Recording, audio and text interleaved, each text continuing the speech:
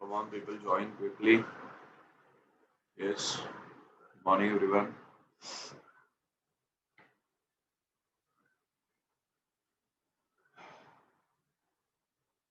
Okay, people, let's start.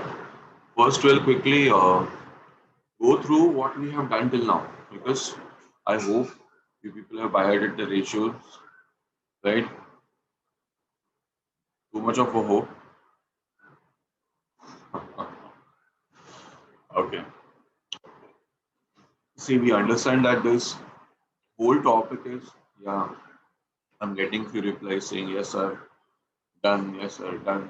Okay. Because you understand that the whole topic is based upon our ability to remember the ratios. And no one of us were knowing these ratios from birth. The ability comes when we revise them.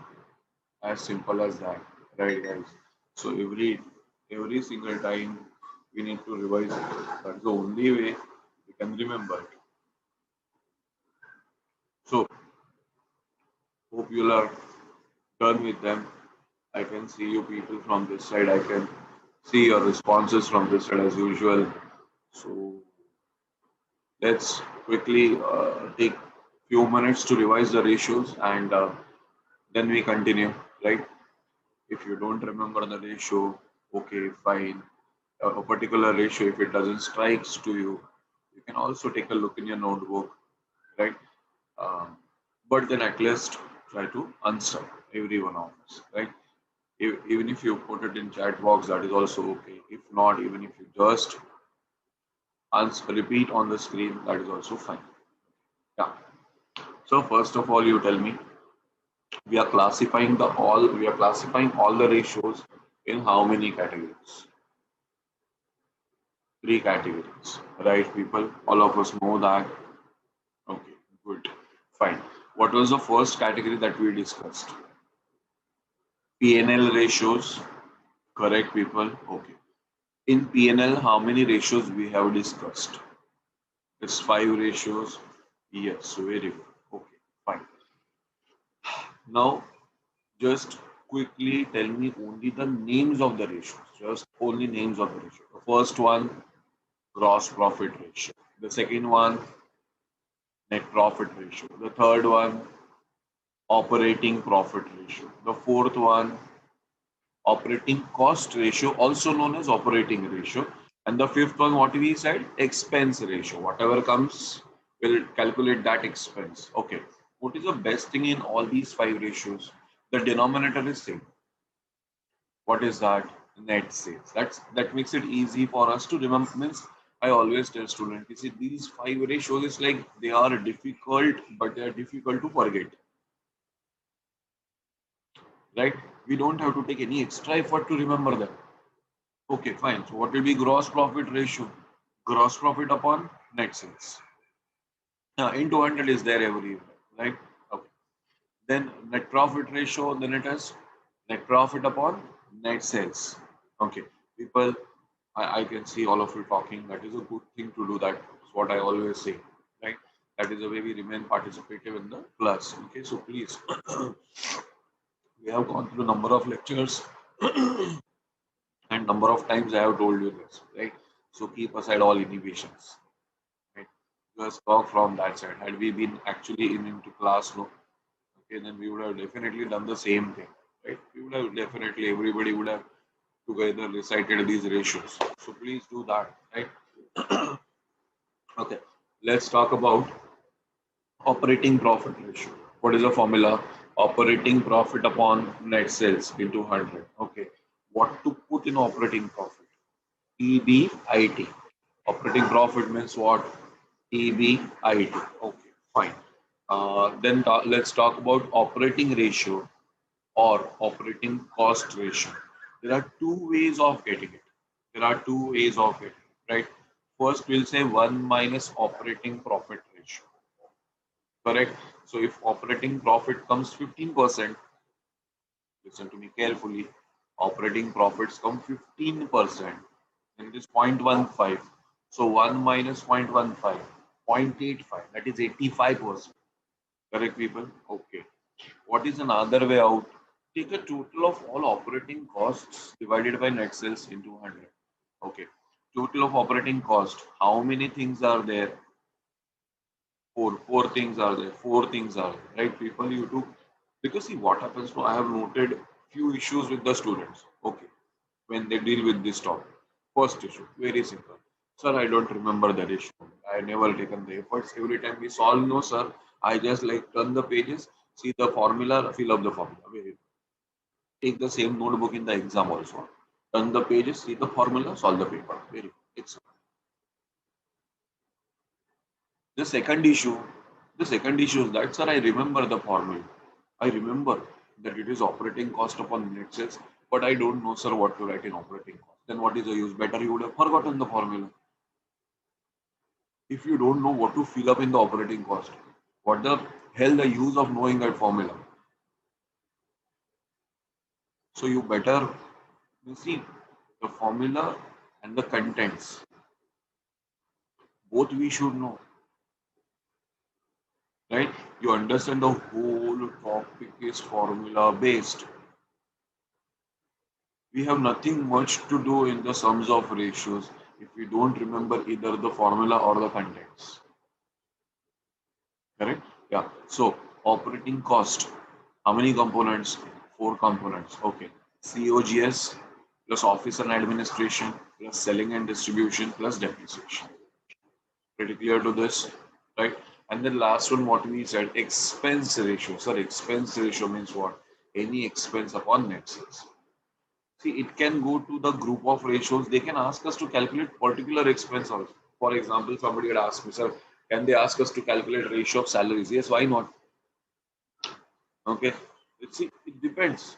So you have to have you sometimes they may tell you administration expense ratio. Okay, fine.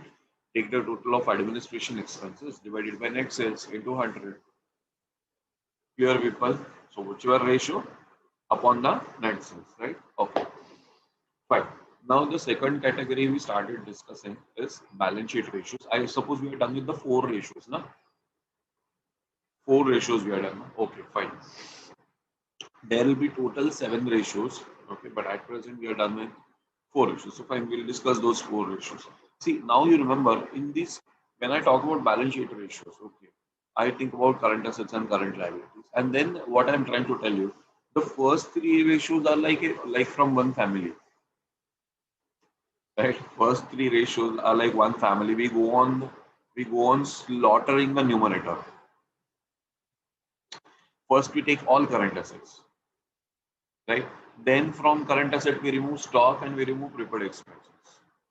And in the third ratio, we just take cash bank and marketable securities.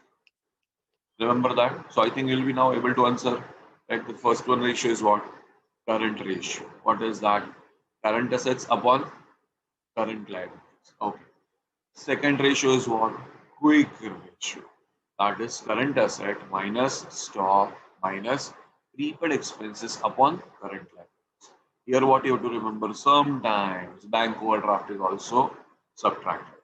Okay, but then remember guys, if question specifies nothing, we are always going to subtract it, stating that it would be non-quick liability only. Okay, third one in this series was what? Third one in the series was super quick ratio, right? Yes, super quick ratio, cash reservoir ratio. So numerator is only cash bank plus marketable securities upon what? Current liabilities. Right, friends? Okay. Other than this, what we had discussed, stock working capital ratio. Right, people? Okay.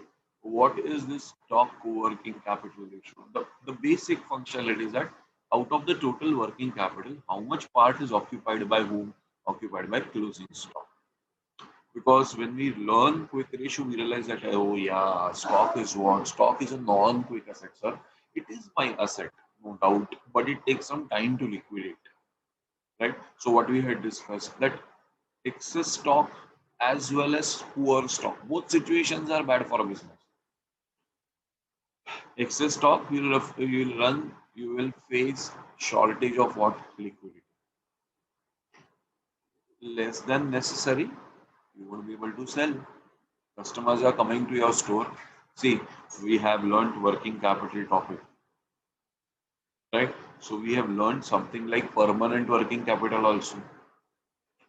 Remember that ice cream shop we had created? Always keep 1 lakh rupees of stock in the shop. Because why? Because customers keep coming.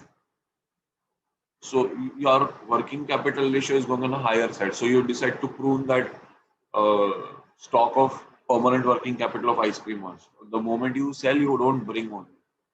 And you from 1 lakh directly you come down to 20,000. You're very happy. Wow, a wonderful stock working capital ratio. Very less stock now.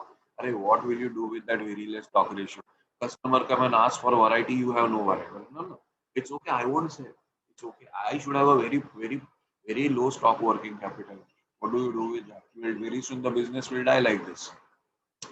Understand people, right? So what is optimum depends from business to business. Okay, people. Yeah.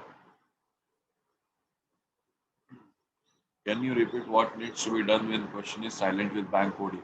What to be done? Tell me. Question is silent with bank coding. Subtract. Correct. Okay. So please, in case you don't. Anyways, if you are not written that, you can write that also. That if question is silent, what we will do? We'll assume bank OD as non-quick liability and subtract from the current liabilities. Fine. Clear till here, guys. Okay. Any problem with remembering the ratios? So 5, that, and 4. This 9 ratios we have discussed. I think, see, all these ratios we have done by logic only, right? So you should not be like, you should not find it difficult to remember. Okay. Yeah. Fine. Come on. Let us go ahead then.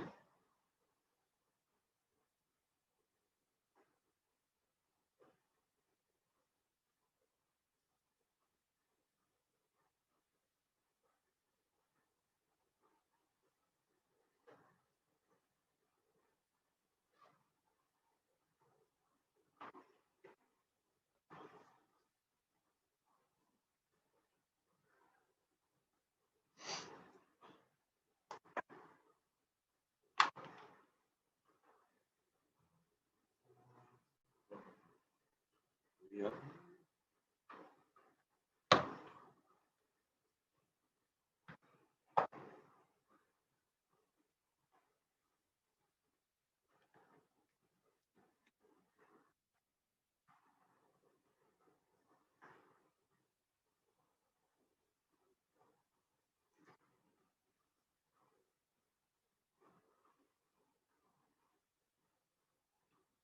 Sure.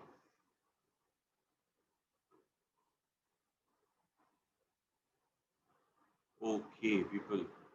So the last what we have discussed was this, correct? Okay. So we will pick up from there onwards now. Okay. So let's come to fifth ratio in this series.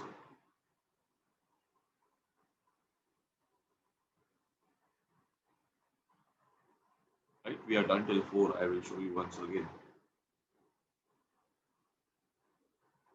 Right? We have started with what? Balance sheet ratios. Current ratio we are done. Quick ratio we are done. Super quick we are done. Stock working capital we are done. Okay. So we are coming to the next ratio. And the name of the next ratio is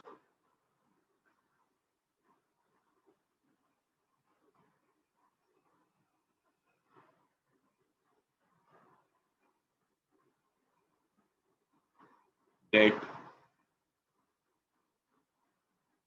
equity ratio. Okay. Friends, once again, the way you told me for stock working capital ratio, that's where it is stock upon working capital. Correct? Now it is debt equity ratio. What it will be? It will be like debt upon equity. Correct, friend? Okay. Dash is to 1. Now tell me, it is comparing what with what? It is comparing debt with equity. You remember the balance sheet that we had drawn? Huh, people? You remember the balance sheet that we had drawn? Go over there. Go over there. I'll also travel over. Balance sheet. Yeah. See, where is the debt? The debt is over here. Correct, people? This is the debt. Where is equity? This is the equity. Remember, right, people? You understand what am I talking to you guys? Right? So, what it is telling us that what is the proportion of debt with that of equity, where both are what? The both are our sources of financing, sources of funds. Correct? You people have written this or not? You have this no with you people. Definitely, you must be having this in your notebook. So, what is the idea? You compare how much debt you have and how much equity you have, right?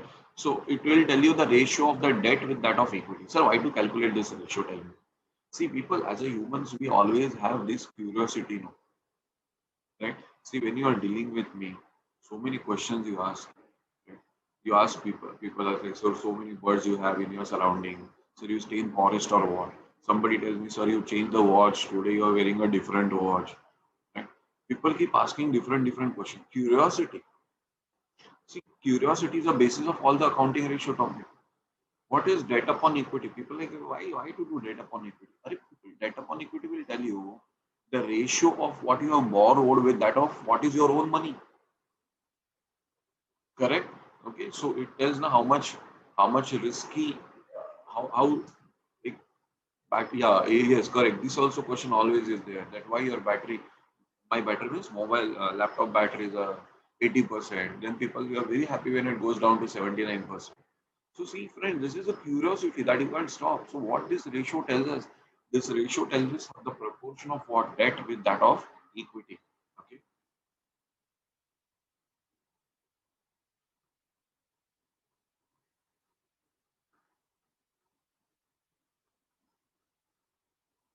ratio of debt. What is that?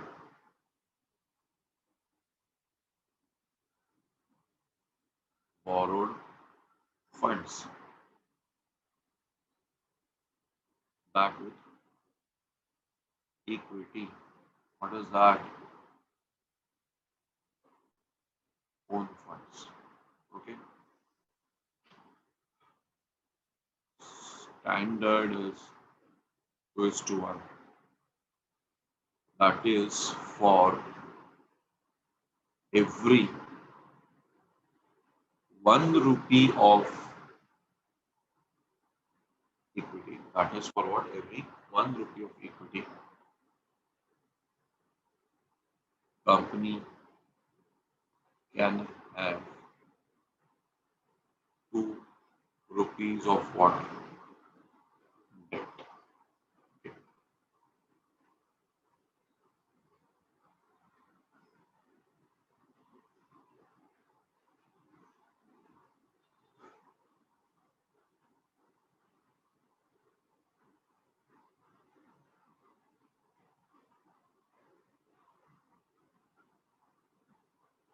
Now, once again, see, this is a ratio, this is a modern aspect. Not everyone would be comfortable with this, right? So, as I told you, there is a standard, but everybody will have a different thinking. Somebody would say what? Sir, it is too risky, sir. Depends from person to person, guys. You might find this too risky. Somebody may find it too lucrative also. So how this can be lucrative? How this can be attractive? See, it depends upon at which stage of business you are. Everybody listening, no? Some people losing off, no one, no? Some people have fallen asleep. My voice is so sweet, lullaby, sort of.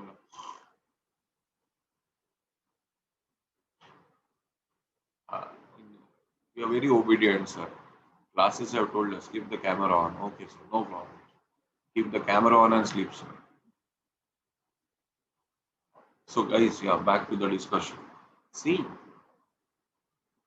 some people would find it that, so how to maintain, why you to borrow so much? I think that will depend upon the management philosophy. Okay? See, there are both types of organization in the world go with who go with maximum debt also, and who go with maximum equity also. So, with a modern management, this is okay. But if you deviate from this, will anyone book you and put you into jails? No. So what is the benefit of following this ratio? What is the benefit of following this ratio? See, it is as simple as that, guys. The more equity I issue, what happens? My equity base increases. Equity means I mean to talk about equity shareholders, right? The more of equity shares I issue, what happens? My equity base increases. Because my equity base increases, no, the profit available is divided amongst those people. So per person, it always comes less. So what is another option? Whenever you want to finance a new project, take a loan,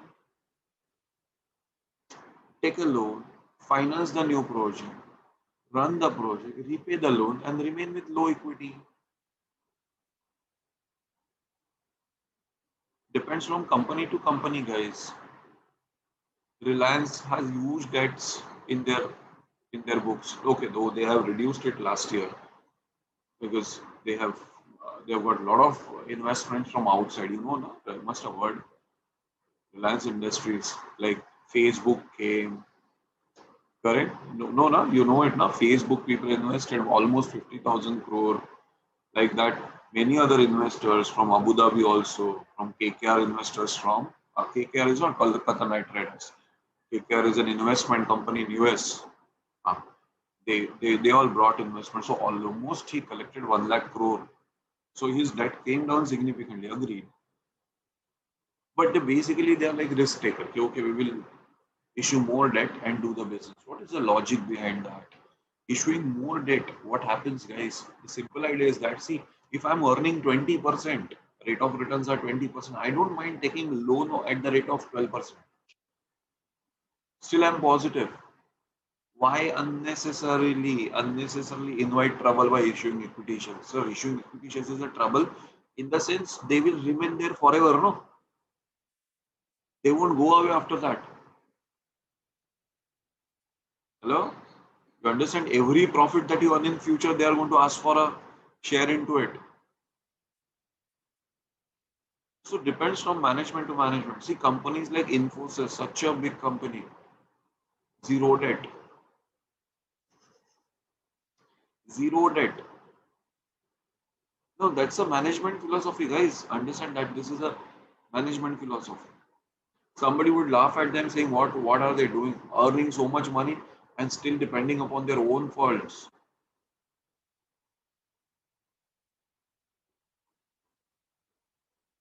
It depends on management to management. So the standard ratio goes what? 2 is to 1. That is what, for every 2 rupees of for every 1 rupee of equity, you can borrow up to 2 rupees. But that's not necessary. Always remember that's not necessary. Okay, fine. Now, guys, let me remind you at this juncture. Okay, what is debt? Debt is equal to borrowed funds. By any chance, guys, you remember Epson? Huh? I had given you the names, no? Owners, means own funds. I had given you 5 names, right? Epson, E for equity, P for proprietary. Modi, P is not preferential, P is proprietor fund. E for elephant, correct, very good.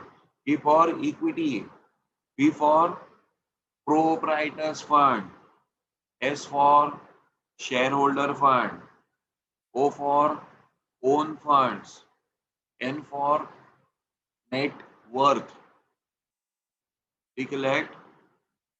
Correct, guys? Now, how many components are there? Look into the question if you don't, look into the notebook if you don't remember. How many components are there in equity? Tell me. Four. Very good. Very good. Which four? Equity share capital plus preference share capital plus reserves and surplus minus miscellaneous expenses. You remember, people, you remember. Uh, I could see some people, what is happening? Guys, you remember all this. Otherwise, you have no business to do in exam, right? And the things are going to increase only with the passage of time, right? We're done only with 9 ratios. Yeah, and we are obviously adding to the list of it. So, equity means I'm going to write everything.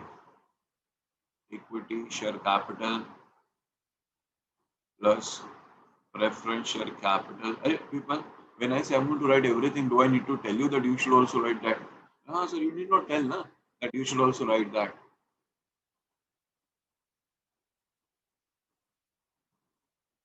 ND reference should be there na, whenever you are going through the things, provided you go through the things. I understand.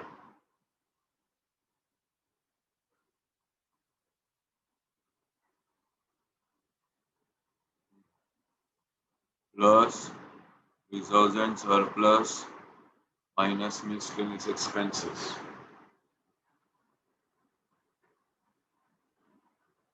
Oh my God, so much effort people are taking to write in the chat box. And you don't get tired of typing.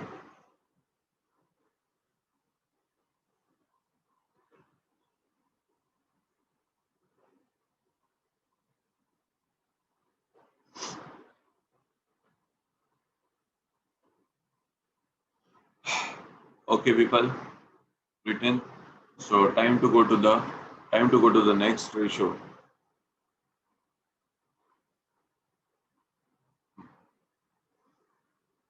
Now, why I have written at length about this? Someshwar, if we talk like this, uh, Someshwar is of the opinion that it is boring to type. Then don't type, but don't expect me to unmute everyone. It would be worse than the local sabji bazaar, right? Because you must have seen some Zoom meeting where people talk to each other. Amazing. First of all, you know what? There is always somebody's network delay.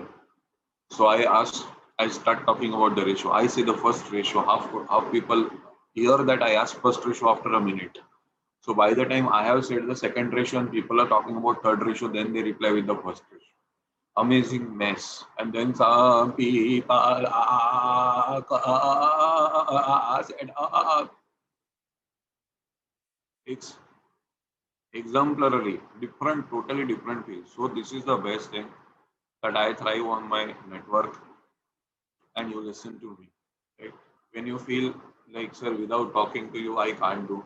Okay, chat over here. Fine. No, Srija. This is not even trying worth trying once also. No, no. And then people will, I don't know. Come on. Let's talk about the next ratio, guys. Our next ratio. Ratio number 6. Okay. Now you know what? We are just going to shuffle this ratio. Okay. See, this part I've written, no. This is for that same reason to bring to your notice the shuffling that is going to happen in the ratio. And the next ratio is what? Capital gearing ratio. Okay. Right. Now listen. Now in the earlier ratio, debt equity ratio, in the earlier ratio, debt equity ratio, guys, what we did, we just did one simple thing. We said in the numerator there is debt, the denominator there is equity. Okay. But you know there is one person in this whole group of equity, whose habits are just like that of whom? Just like that of debt. You understand, no? Some people are in one group, but they have characteristics of another group. You I'm talking about debt, right? I'm talking about debt, and I'm talking about preference. What is the specialty of debt? The rate of returns are fixed, correct? What is the specialty of debt? The rate of returns are fixed. And when we talk about equity share capital, the rate of returns are not fixed. Correct, people? Simple. But when we say this, that the component which we have highlighted was that preference share capital. The component which we have highlighted, that is preference share capital, doesn't have fixed return. Sorry, does have fixed returns. Correct, friends? So, see, it is there in the denominator, right? See, you see this ratio. Preferential capital is there in the denominator, but it's not worth keeping in the denominator. Why? The returns are fixed for preferential capital. So, guys, it's the next ratio that we are discussing, and that is just a modification of what? Just a modification of debt equity ratio. Correct, friends? So, what is that? Now, what am I going to do? So, in numerator, I'm going to put the preferential capital also. So, if I put preferential capital in the numerator, let me complete. Then you write. Okay, I'm going to write one more thing over here. Let me complete, guys. Otherwise, you will miss on something. I'm going to write something over here also. But before that, let me finalize that what am I going to say. Okay, so done, decided. The numerator, here we already have debt. Okay, friends.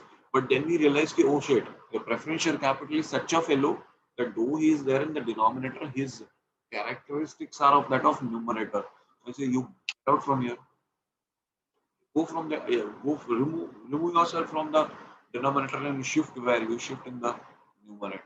So debt plus preference share capital in the numerator. Now, friends, observe properly. If the preferential capital out of the whole denominator goes away, then what is left? What is left in the denominator? See, this was our original ratio, debt upon equity. Who has changed the party now? Preferential capital has changed the party. It is saying, no, I also have fixed returns. I'm going to the numerator. So who's left in the denominator? I think if you remove it, preferential capital in the denominator, you would be left with equity share capital plus reserves and surplus minus miscellaneous expenses. Correct, friends? I hope you understand what I'm saying, right? So now, wait. People don't guess. People don't guess. Leave it to me, no. Please leave it. So now, this thing which is left in the denominator, what is that? Equity share capital plus reserves and surplus minus miscellaneous expenses is particularly called as what? This is particularly called as equity shareholders funds. Guys, shareholder fund means all four. Only equity share capital plus reserves and surplus and minus miscellaneous expenses is called as what? It is called as equity shareholders funds. Okay. So now very important. So you see, these are now variety of points getting covered. Okay, variety of points getting covered. Now, when we say equity, remember guys, when we say equity, how many components are there? Four components are there. So equity share capital, preferential capital, plus reserves and surplus minus what? Miscellaneous expenses. Right? So equity is a general word, which is also known as shareholders funds, where every shareholder is there. Equity is also there, preference is also there. But when I become very specific, equity shareholders funds, guys, when I become very specific, equity shareholders funds, in equity shareholder fund, how many components would be there? Only three components. Hey, Laksha, equity shareholders fund, how many components would be there? Only three components would be there. What will be that? Equity share capital plus reserves and surplus minus miscellaneous expenses. Am I clear to all this? Hello, people, you have understood what I'm talking? Okay, great. Fine. So now, how we would define this formula, sir? Okay, so in numerator, we will write funds with fixed rate of returns upon funds without fixed rate of returns.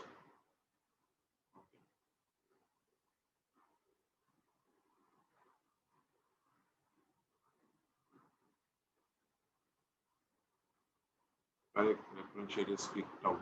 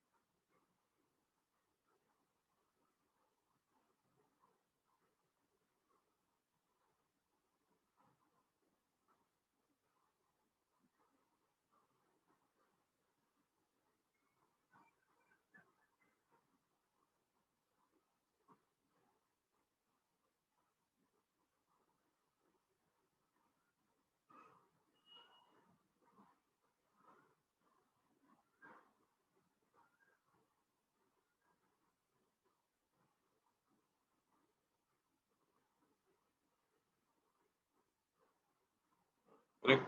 What the ratio shows? Ratio shows that debt and preferential capital is how many times of equity shareholder fund.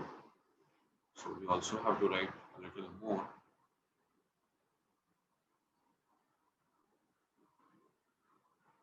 Debt plus preferential capital have fixed rate of returns and are considered risky. Therefore, high ratio is high risk. The more you depend on debt and preferential capital, the more you depend upon debt and preferential capital, where the returns are what? Where the returns are fixed. So what does that mean? Okay. High ratio means what? High risk.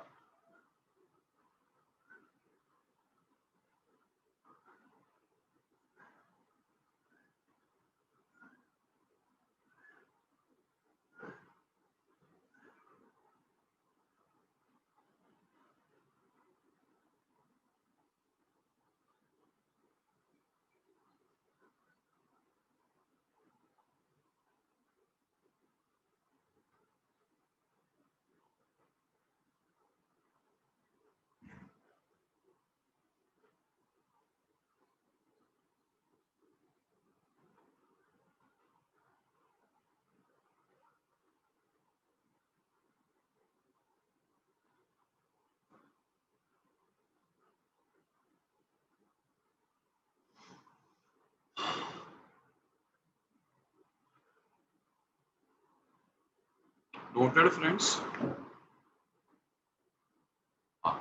Now people always ask, so that means we should not go for high capital gearing ratio. Did I write that? Did I say that high ratio is high risk, so don't go for it? See, there are two types of people, no? Risk averse and risk takers. You understood what I said? There are two types of people. People are risk averse also, and people are risk takers also. Correct? So see, if there is a, like, see, it is a natural thing to happen. Uh, yes, higher risk will always give you more profits. You are doing the business excellently good. Okay, suppose in the current situation, suppose I am a, in the current situation, generally practically. Suppose I am a medicine manufacturer.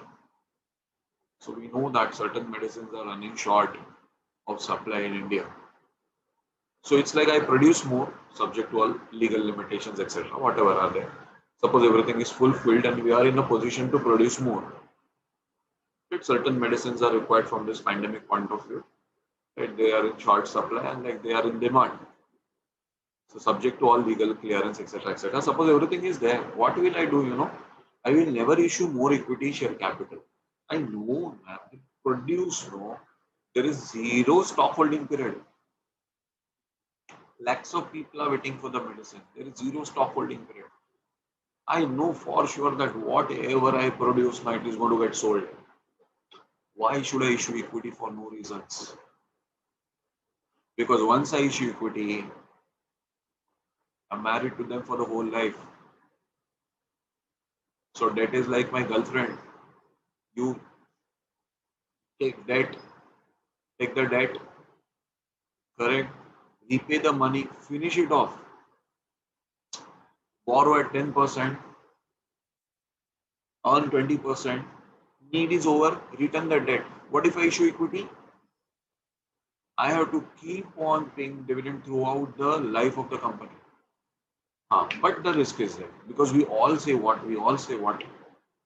that in case of uh, losses, whom I rely on ultimately is my equity one.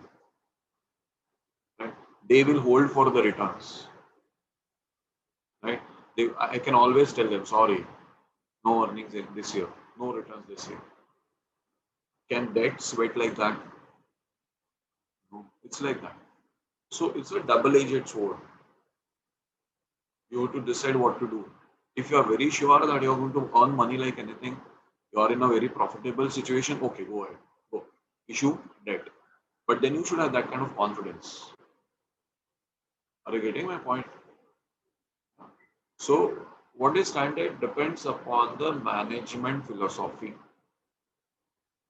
Okay, now we cannot dictate that. Okay. So, going further with the next ratio, seventh ratio, we will talk about.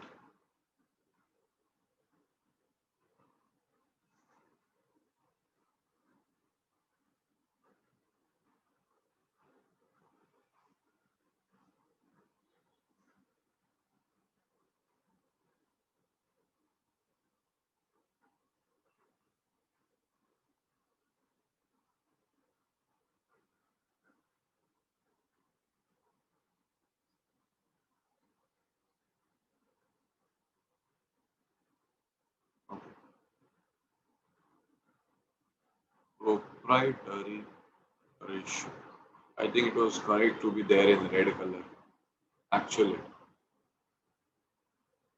the red color was better for that. You know why? This is one such ratio which you will not remember by the name. It's a risky ratio. Hello? Risky ratio from student's point of view. See, debt equity ratio, wonderful ratio. You will take some effort, you will have to put some hammer in your head so that you forget it. It is debt upon equity. Correct now. And once you know that thing, then capital gearing ratio will follow. The gear in the car, no, in any vehicle, any geared vehicle. Okay, high gear means what? high speed, no. High gear, high speed, high race. Capital gearing also you remember somehow. But what is the problematic? See, this ratio now you cannot apply psychology. Now let's ask you, come on, guess, what is this? And you'll not be able to guess. Debt equity you would guess. Gross profit ratio you would guess. Net profit ratio you would guess. What do I guess in this, sir? So when I say it's difficult, I mean to say it's difficult to guess. So from students' point of view, this ratio is like no, very bad ratio. Okay, and then no, what happens with these people answer after 1 month. People, if I ask sir, arbitrarily, like I'm teaching some topic, like tell me proprietary ratio. People tell any possible thing related to proprietor, any possible thing. This is the ratio I hate as a student. But why, the name does not hint me that what should be the ratio. That is a big issue. Okay, so what we should do, we should get the meaning of this. Okay, proprietary means ownership. Okay, so the ratio is what? Basically, the ratio is PT. So what is that, PT Usha? No, it is proprietors funds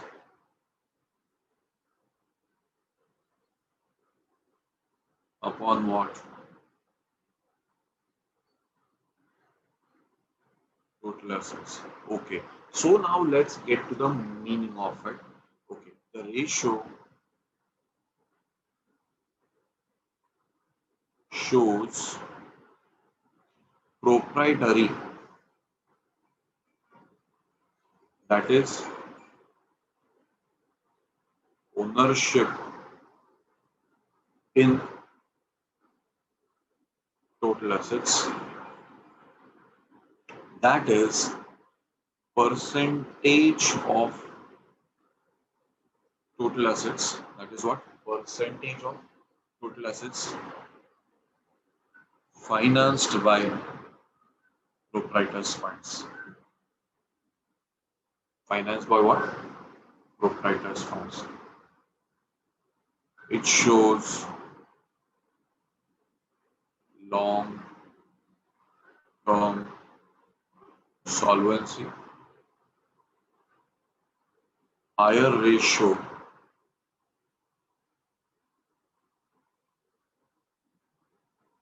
it generally comes in the percentage.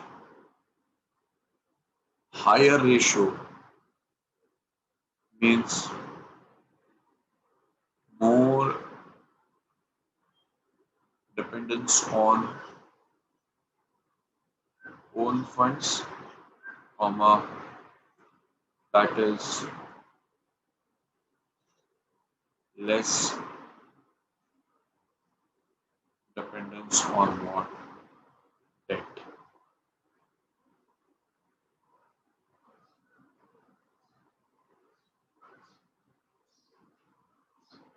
Okay. Now here we should know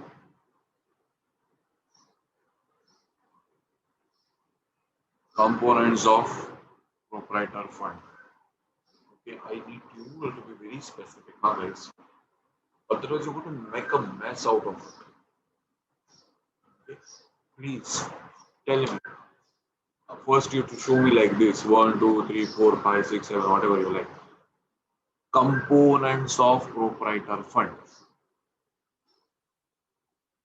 How many?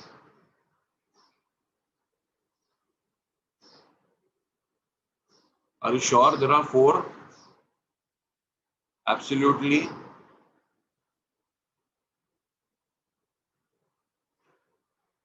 Sure. Okay. Which 4? Come on, tell me. Number 1, equity share capital plus preference share capital plus reserves and surplus minus miscellaneous expenses. Guys, do you remember this? Correct. Oh yeah, that is P in Epson. I agree, but I need components. You know what? What happens? People, when I ask how many components, sir, pi, sir, pi. Are components are not pi? There are pi names.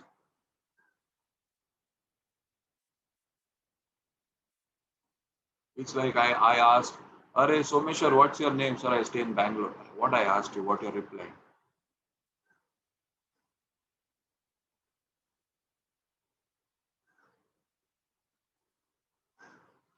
So please be clear about the components, guys.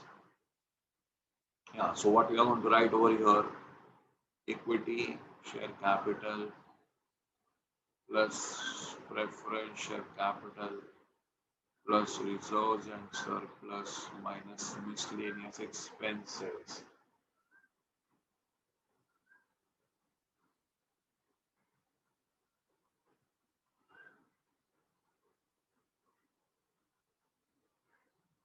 Hello guys,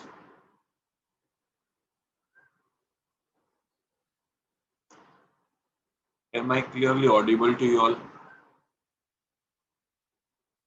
Sure now. One student has told me that I'm not audible. Clearly audible. Okay, because I have zero issues from this side. You know what I do? I, ah, yeah, perfectly audible. That's what means. See, I don't deny. Okay, I don't deny that there can be a technical issue from my side also. But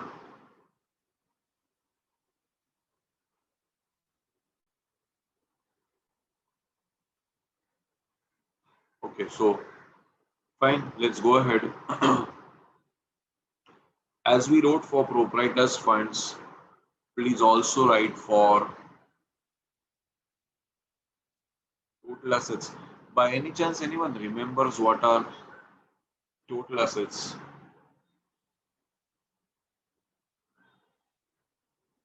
Have we dealt with the total assets anywhere? If you could remember where we are dealt, if you could immediately reply.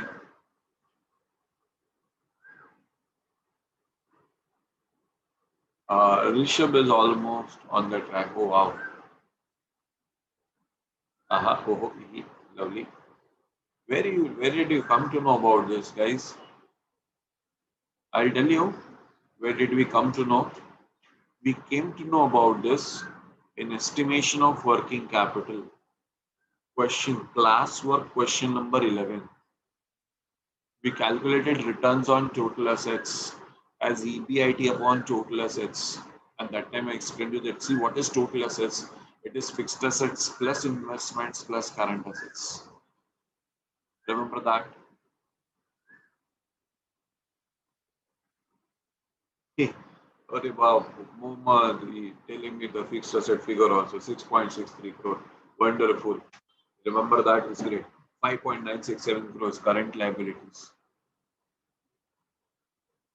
11.475, 9.945 and 6.63 crore for all three groups of current assets for all three groups.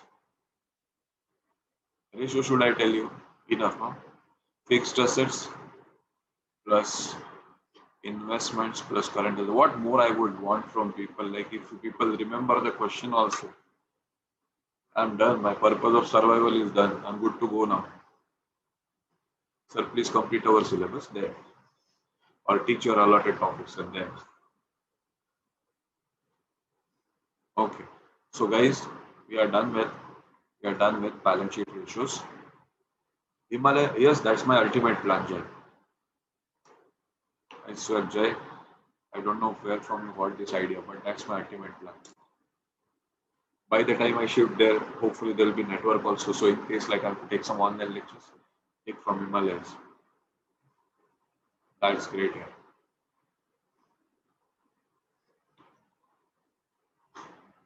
Okay, so how many ratios? How many ratios? 7. Correct, huh? Right? So quickly recollect the names of only balance sheet ratios, Okay. First one, current ratio. Second one, quick ratio. Third one, super quick ratio. Fourth one, stock working capital ratio. Fifth one, debt equity ratio. Sixth one, capital gearing ratio. Correct? And the last one that we learned just now is what? Proprietary ratio. Okay?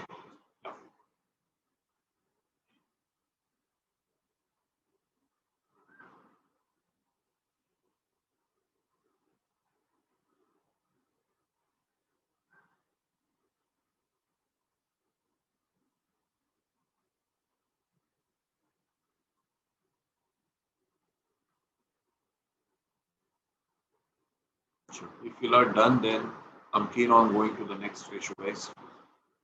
So, taking you back slightly to, okay, see what this ratio shows. It shows the percentage of total assets financed by what proprietor. Higher ratio means what you believe more in using own funds, less dependence on debts. So if there is a less dependence on debts, obviously in future you have to pay lower rate of lower interest and lower repayment. So you're like relaxed. Okay? You know what? There are some old business houses. Everywhere this must be the same as I stay in Mumbai and I see that you must be seeing this in your place also. You know what? There are some old business houses which are run like those people who are sitting in the business. You know, they like their grandparents or great grandparents might have started that business. Okay, so the place belongs to them. So you know what happens? They don't have the biggest overhead of rent.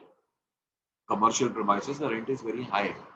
Okay, wherever I stay in Mumbai, no, there are few iconic stores. One of them is Ganesh Stores. Named one store is there. It's like a book depot, old, very old. Now they are just outside railway station. Means from their shop, railway is just 50-meter walking from prominent commercial area. So today, if they decide to sell their property, next few generations have will just sit and eat. Okay, they are into business, but you know the person that who's sitting today, his great grandparents came to that place when it was a forest and there was no development. They stay there only. They have the shop and then they stay there only. So now what is the scenario? They have premises in the prime locality, that too of their own, and that too something used like a marriage hall. So now, in the last lockdown, when everything was closed, like they were like relaxed. All other shops in the surrounding had to shut down. Why? Because they couldn't bear the heavy overhead expenditure of rent. Here they were like very comfortable. Our own shop on this. That is the difference. Okay?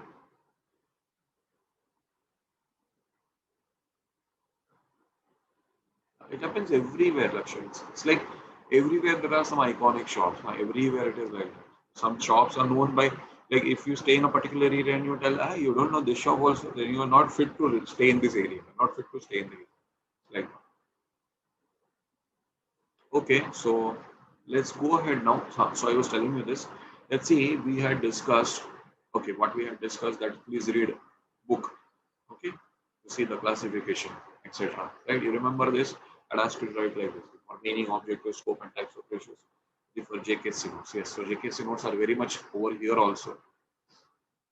Let's quickly refer them. So what we had discussed, let's see how many types of ratios we have. Balance sheet ratios, profit and loss ratios, and what? Mixed ratios. Okay. So in the process, we are done with balance sheet ratios. We are done with P&L ratios. Now we will talk about what?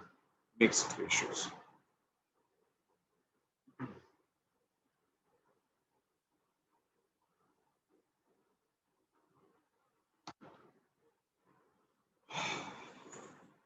Okay, so let's go ahead with the next heading. That is what? Mixed ratios.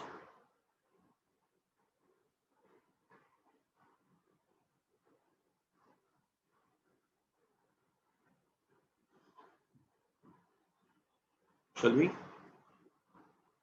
We have to.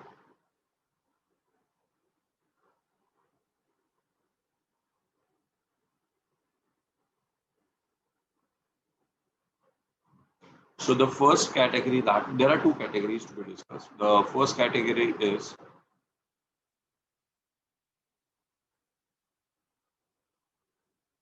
profitability ratios. You say, sir, we have heard this word earlier also. When we talked about P&L ratio, sir, you told gross profit ratio, net profit ratio, operating profit ratio, all are what? All are profitability ratios. Absolutely. So you're going to talk the same thing. No, people. Now let me clarify. These all, yeah, I'm going to do it again. These all are profitability ratios. How I would say these are in relation to sales. I'd be happy if you top up in your notebooks also. You see, there is a time to write something. No? There is always a time to show something. So what I can say about these three ratios, they are also profitability ratios, but they are in relation to what? They are in relation to sales. Profitability ratio in relation to sales means what I think and how much I sold and how much profit I earned. Okay, so what is the viewpoint over here? The viewpoint over here,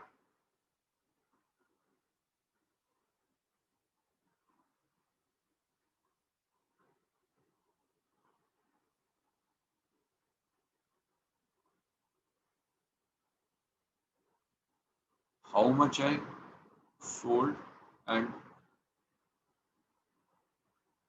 how much profits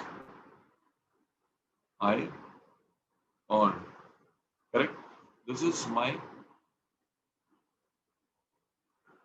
viewpoint for these three ratios. Now for these three ratios, only for these three ratios I'm talking about.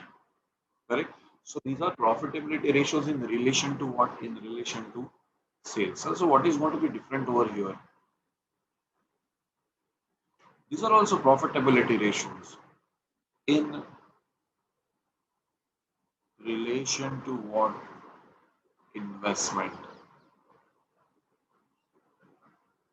Okay, how much so what is the viewpoint?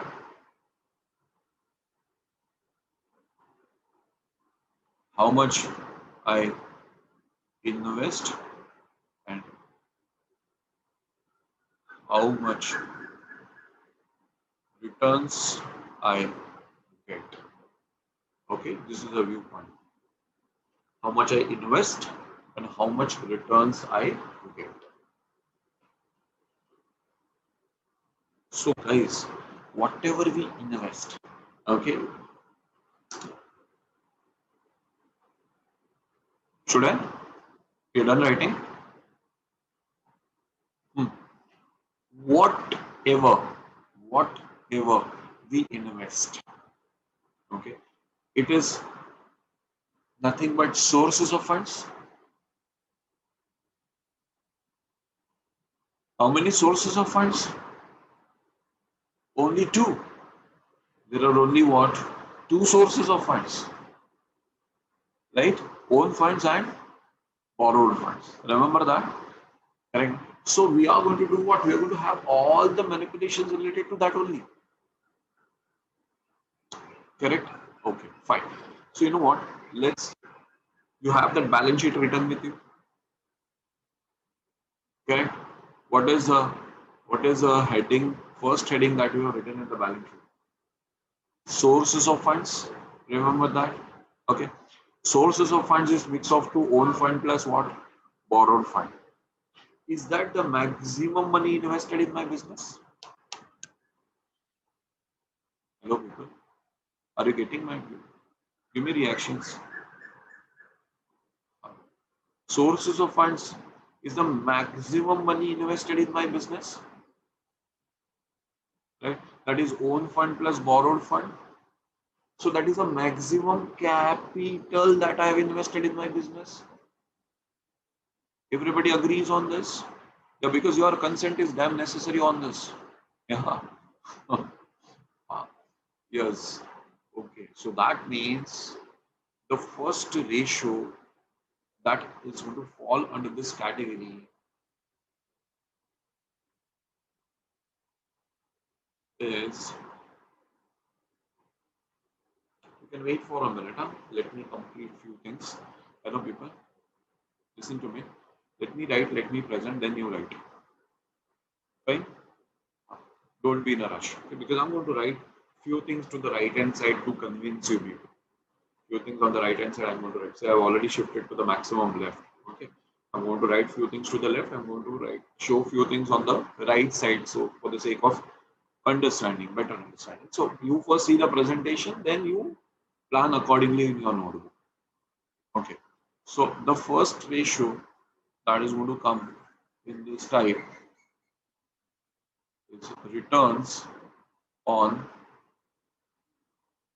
capital employed. Okay.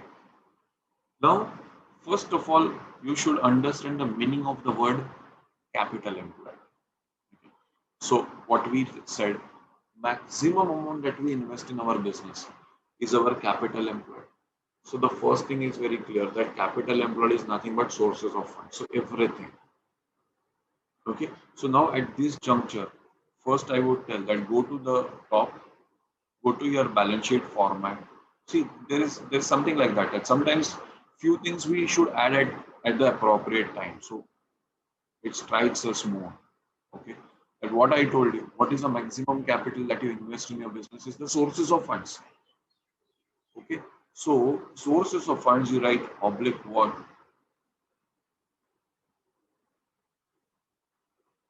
Capital employed. Okay, friends. So capital employed will be two things, mix of two things, own fund plus debt. Okay, back over here. Yeah. Now I have a unique way of understanding this formula and what is to be written in the numerator and what is to be written in the denominator. Okay. These are all written so generally calculated as percentage. So into 100 is fixed. Okay. See, I have a few simple questions to ask you. If I say, if I say, man on horse, did you hear me clear? If I say man on horse, what comes in your mind? What picture comes in your mind? That the man is sitting on the horse. So man is on the top and the horse is below. Or you see the other way around? No. All people with common sense, when I say man on horse. Okay, if I say man on a donkey, you see man at the top and donkey below him. You see man on a bike,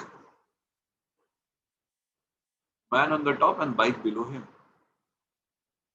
Understood? So now you tell me returns on capital employed. So who on whom? Returns on the top and capital employed below. Wonderful. Simple. So denominator is given in the question. Right? We should not have doubt like this. So what should be the denominator?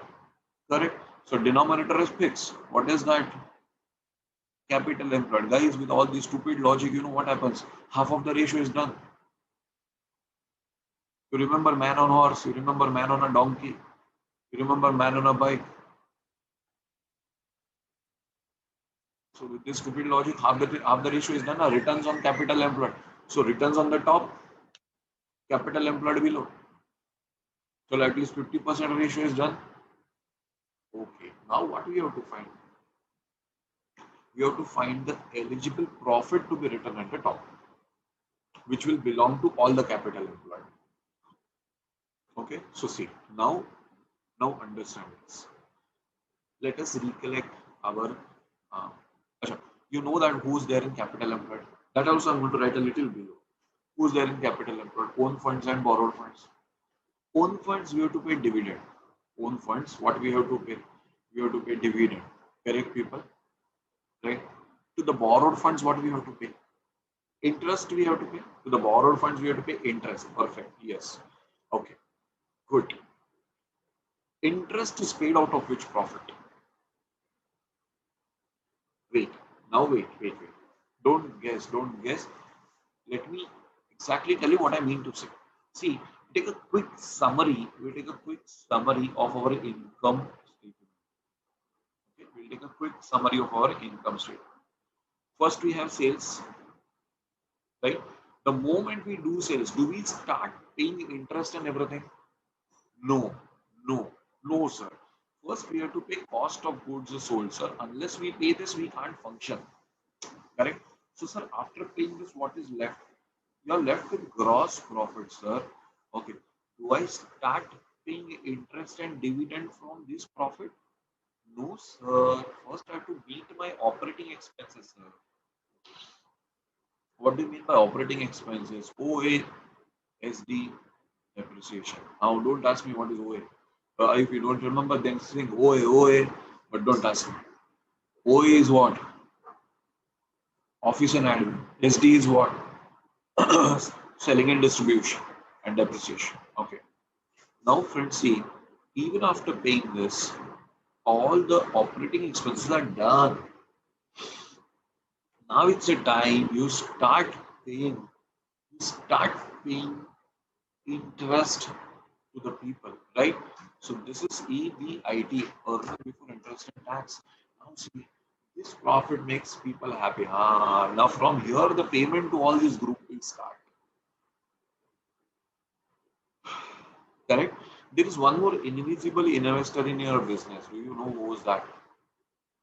So if he is invisible, how we will know? Government. Correct? Correct. Lakshya, you are telling me about taxes, so I'm asking you to whom do you have to pay that? It's government you have to pay. Right? People always say, sir, what infrastructure we have got? Sir, is it worth calling infrastructure? But see, all said and done. Okay. When you pay nuts, you get monkeys. Anyway, so you know now the tax base is hardly what? Hardly what? 3%? Hardly 3%. You understand what is the meaning of the word tax base? Out of 100, 3 people pay taxes. Rest 97 try won't. So what else you expect? See, all said and done. Whatever earnings we all people have, we are sitting together, no? Whatever earnings of my life, whatever earnings of your life, full till the end of your life, we will not be even able to lay one railway line. It runs in thousands of crores. The expenditure runs in thousands of crores. Correct? So definitely, infrastructure is being given by government. So that's why I call him invisible investor. Okay. So fine, but see that means what? This is a profit from where I make payments of all my owners or all my investors, right? So this is the best profit to be written over here. Okay, we will gradually go on understanding it little more. Okay, so what am I doing? I'm just writing the meaning of the word capital employed. That is what sources of funds. That is also equal to what? Own funds plus debt. Now people can also ask me, sir, if I don't have sources of fund, if I don't have sources of fund, can I use application of fund over there? What say guys? Come on, tell me. Yes. Okay. Sources of fund is equal to what? People. Sources of funds is only equal to what? Application of fund, na balance sheet tallies, no? Hello? The balance sheet tallies, na? So sources of fund, if you don't have the figure of sources of funds, what you can always write? You can always write what? You can always write application of funds. Am I clear to this? Huh? Okay.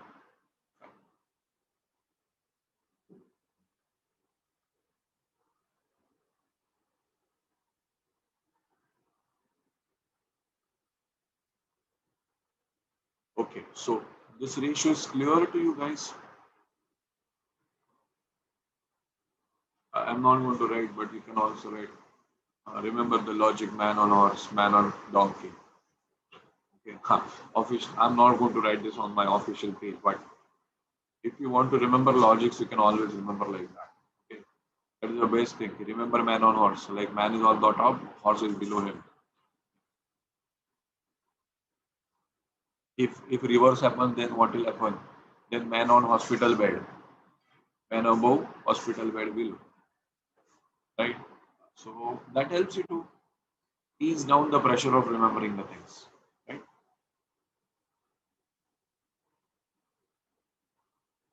Okay, now we are stepping up further. Okay. See now, people, now you need to visualize. Capital employed is too big a term, sir. Everything is included. Owners fund included, debt included, everything is included, sir. Now, but sir, tell me, who would be the most uh, keen people to know the returns?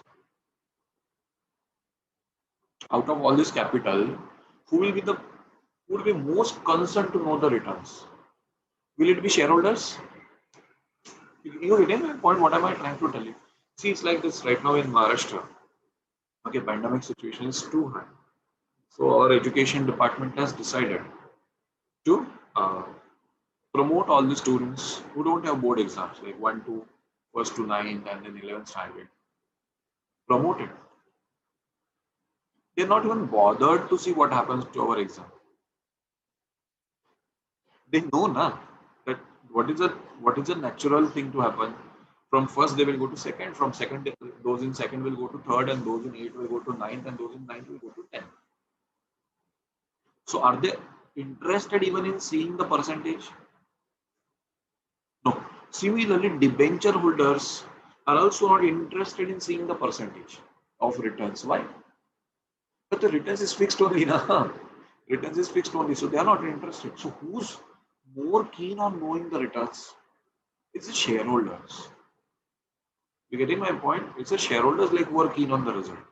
Like now here I can tell you, okay, fine. Who are more concerned about the exams or here in so people who are in boards, people like you who are giving professional exam, who know definitely that whatever happens, see as it happened in the last year, institute had to postpone the exam 2 times,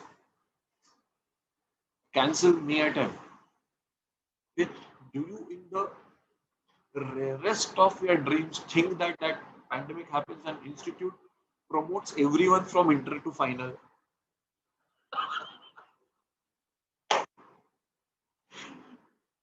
That is not that is not going to happen. We all know. We all know. Some people are like in the state of shock. What I heard, sir? How can you even think like this?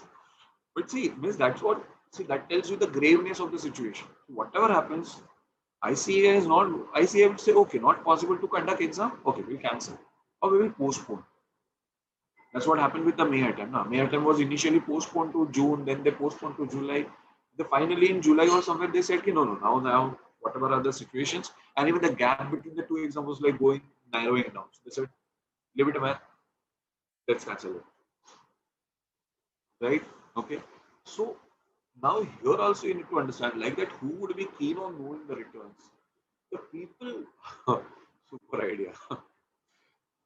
The people who are real investors, no, they will be keen on knowing the returns. So what we will do, we'll calculate returns on shareholders funds or proprietors. Keep this side aside, please, please, please. Keep this screen in case you have already started writing. Returns on what? Proprietors fund. Okay, guys.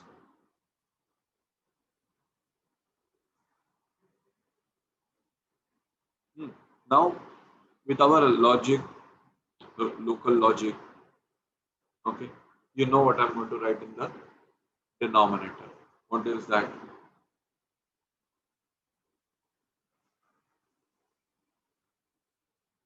Shareholders funds. What is that? Shareholders funds. Correct, huh? Now,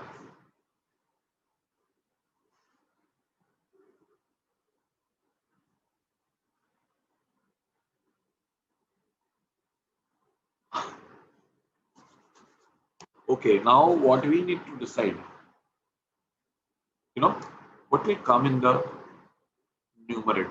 You agree? Returns on shareholder fund, denominator is confirmed, no? Shareholders fund. You need to think what will come in the numerator. So the thing which attracts them, you know what, I'll tell you something. When I calculate these returns now, and when I say that what profit will attract them, you know what happens? I remember a few examples. Like, see, whenever we have guests at our home, you know, tea, biscuits, normal thing to offer. So what we do in the plate, we arrange few biscuits, maybe Parle-G, maybe Good Day, and few Mari. You know what I have overall observed? Whenever you place such a dish, Mari is always left out. So people like to eat Parle-G, people like to eat Good Day, people like to eat Bourbon. But you see, the moment the person is discovered with blood sugar issue, he suddenly starts loving Mari biscuit.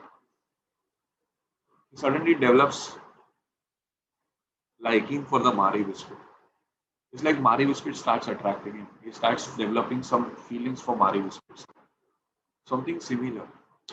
That what should attract the shareholders? Which profit should attract the shareholders? Like shareholders are looking through the balance sheet. Sales okay, GP okay, operating expense okay, EBIT okay, interest paid okay, earning before interest I won't get any share of this. Access fund, NPAT, NPAT, NPAT is a problem. I'm going to get my returns from here.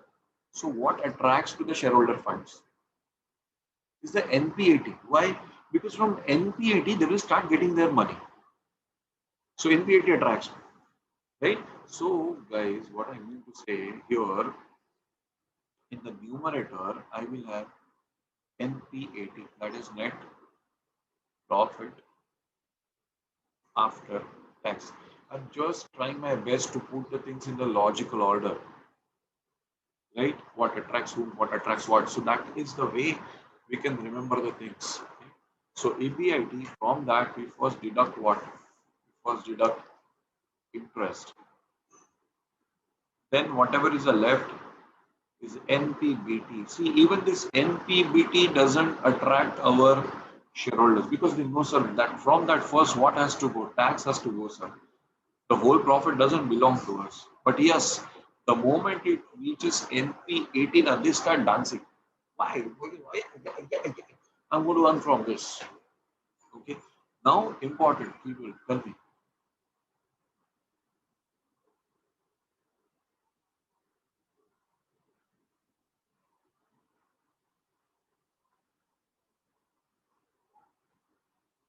Shareholders funds.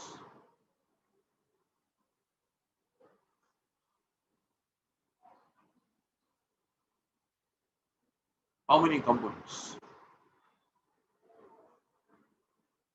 Four, no? Hello? At least look at me before answering. If you're not sure. Four components, right? What is that?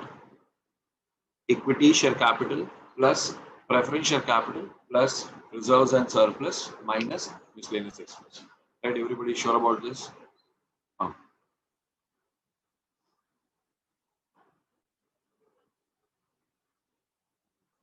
So much sure. NPAT is also VAT, correct? Earnings after tax. Thank you, beta. So here we'll write equity share capital plus preference share capital plus reserves and surplus minus miscellaneous expense. Okay. Now you know what? How did I take you from returns on capital employed to returns on shareholder fund? Saying that, see, who will be more keen on knowing the returns? It will be shareholders, correct? When I explain this relation, I always remember those people who, who have a transition from 9 to 10. Really, before 10 starts, so they always think that 10th is the most important year of the life.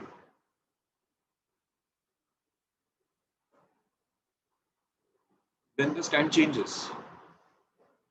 Then they feel that 12th is more important year in the life. And then those people join C and then they understand what are the things.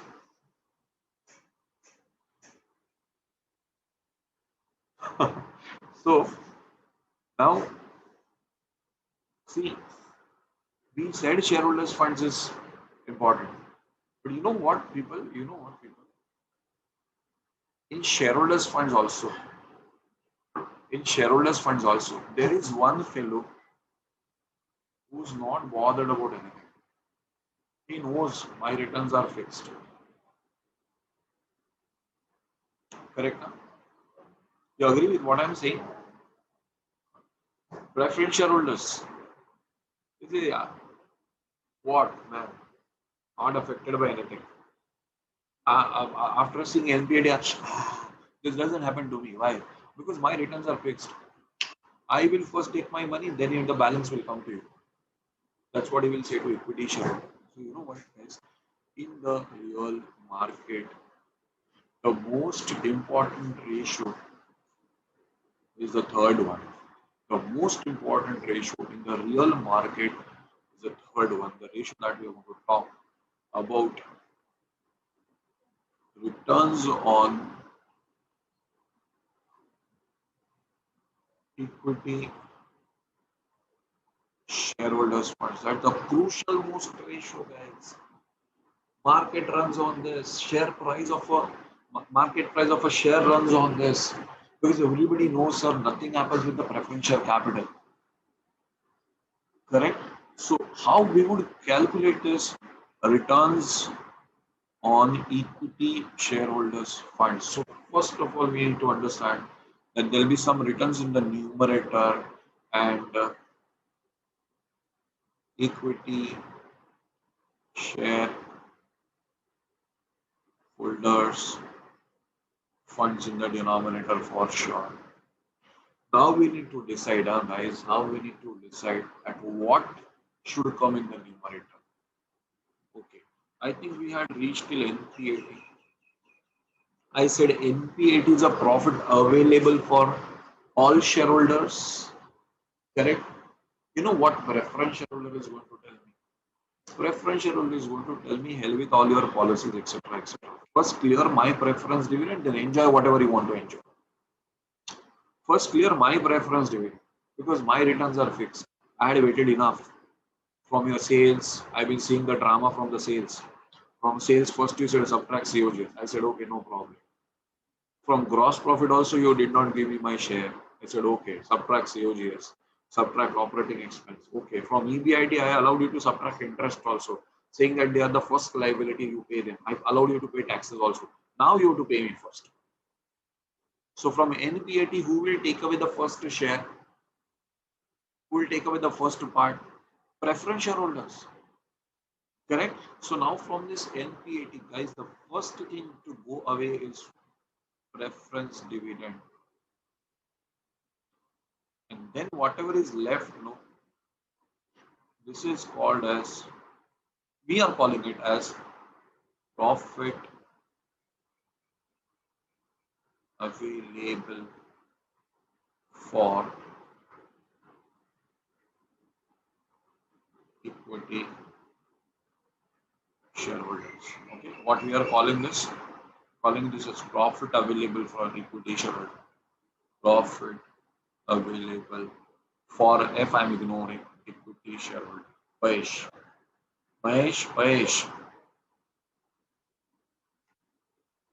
I said Mahesh. No. Sorry, Pahesh. Profits available for equity shareholder. This is not a term declared by ICAI. Please don't ask me that. This is for our understanding. So now what should I write over here in equity shareholder? In the numerator, I will have to write this profit available for equity shareholders funds.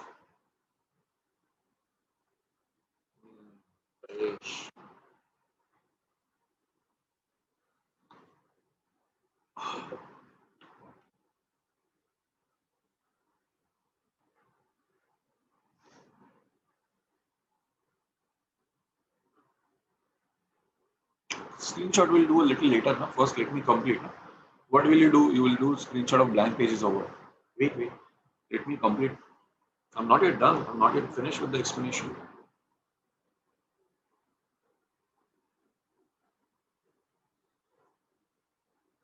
Okay, guys, tell me. First, you tell me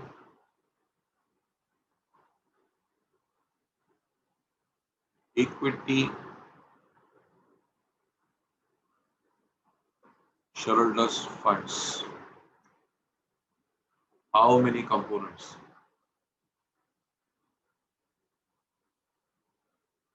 People are giving. Okay, 3 components. Sure. Yes. That is equity share capital plus reserves and surplus minus miscellaneous expenses. Yes.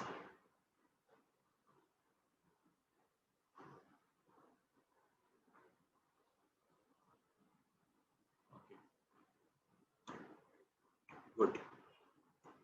Now you know what? I'm going to give you one shocking information. Okay. See.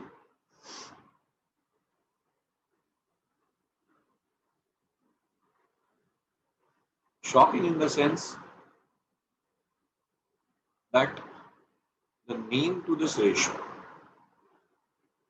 the name of this ratio is a little shocking for us. Also, the other name,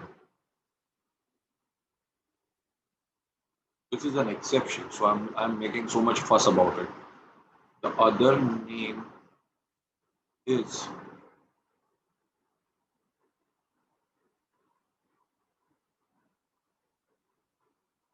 returns on equity.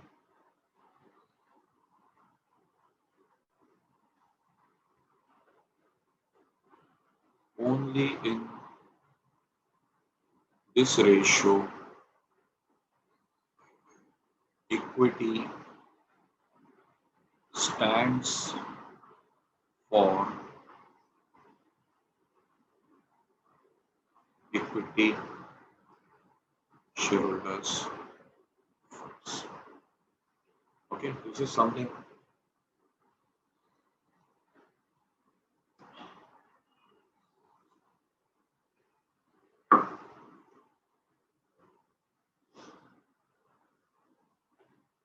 You know what? Why am I so much clear about this? Because you know what happens? See, we are like a prototype. So we want certain fixed things in our mind. Sir, we wrote the balance sheet. Sir, we wrote the sources of funds. You told that the owner's fund is called equity. Epson. E for equity, P for proprietor fund, S for shareholder fund. So there you taught us equity stands for four things, right? Where we learned that equity is equal to four things. That means shareholder fund. But see, understand guys, in real world today, when you go into the market, who would be keen on knowing the result? The shareholders or the equity shareholders? The equity shareholder. You understand? What returns equity shareholders will make will impact the market price of the share, will cause some kind of disturbances, maybe positive, maybe negative, on the share market. Is the returns on equity. The days company declare the results, who would be keen to know? Equity shareholders would be keen to know. So in the real market I'm talking about, guys, in the market, returns on equity is calculated like this. In our book, we say, okay, equity is all four things, including preference capital. But in market, what happens? Everybody says returns on equity means what equity shareholders earns. Okay, so you have to remember this. Only in this ratio, only in this ratio. I've already highlighted that. Okay, only in this ratio, equity word will stand for what? Equity shareholder fund. Rest all places I ask you equity, then you have to say yes, sir. Equity is that Epson, sir. You remember debt equity ratio? Debt upon equity. Debt is the total borrowed funds, equity is the total shareholders fund. But here only here in this ratio, returns on equity shareholders funds would be called as returns on equity. No confusion now. This is a confusing point where people are like, sir, what do you mean? That's why I make it very clear. Only in this ratio, returns on equity. So equity in this ratio will stand for equity shareholder fund. Yeah, and then the last one in this.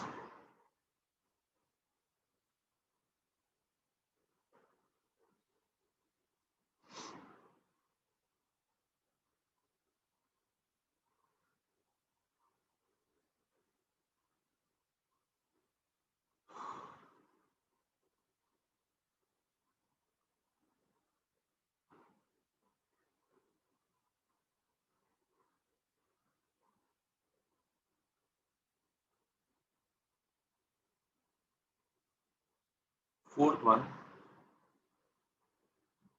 returns on equity share capital. See guys, just a small change. What is the change in ratio number 3 and ratio number 4? You can make out on your own. Here in ratio 3, we are taking returns on equity shareholders funds, which include everything. Correct? Returns on equity share capital. So what will be the only change, you tell me? The only change is, sir, denominator will change, numerator will remain same, sir. It will be Payesh only. Correct? It will be Payesh only. In denominator, instead of comparing with the overall equity shareholders funds, we will just compare it with equity share capital. Correct? That's the only change. People, are you clear with this fourth ratio? The difference between the third and fourth is clear. That is more important rather than just saying that fourth ratio. What you should understand is the difference between the third and fourth ratio. Which is wider, which is narrower. Third is wider. Fourth is little more narrow.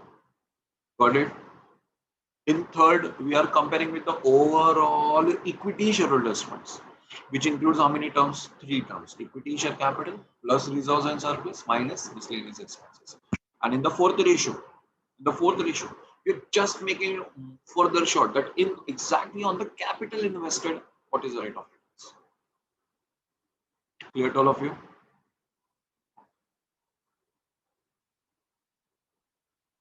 Now,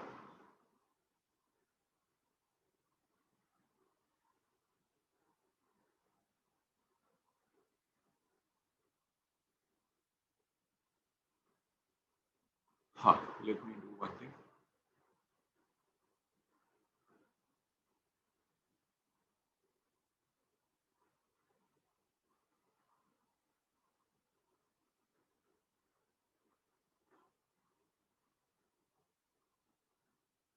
As I just waiting someone, Rakshita, to say this. I was very sure somebody is going to give me this advice. What must be that? Guess, guess. Break. What else?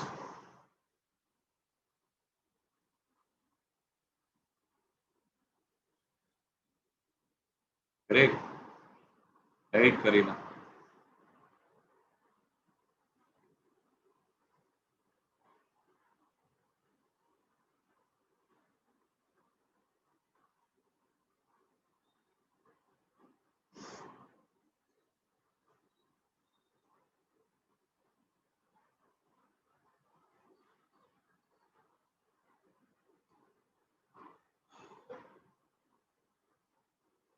Yeah, returns on capital employed. Thank you, Sumeshwar, for adding the details. Returns on capital employed, no, guys. There you write in the bracket. Returns on investment.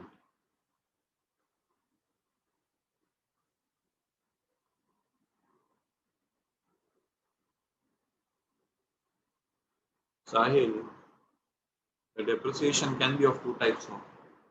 Depreciation to factory assets and depreciation to office assets. So the bifurcation. Factory part will go in the COGS, office part will come in the P&L.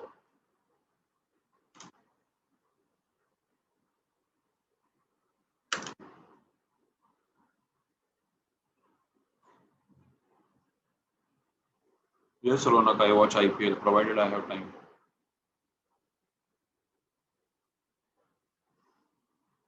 Yeah, doubt. People are using message box for asking all possible doubts.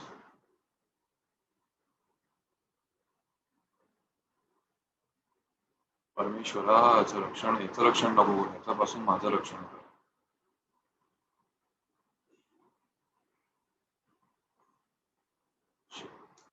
No favorite team. Arey, my dear friends, I write over here. Those who don't understand what is Payesh is so bad. And when I explain, no profit available for equity shareholder, profit available for equity shareholder, Payesh.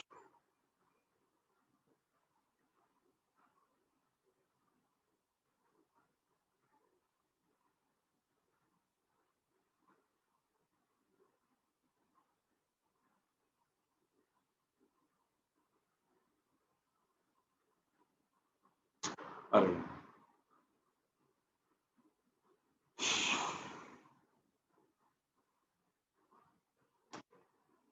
NPPT is not minus. It just happened that I put a dash over there.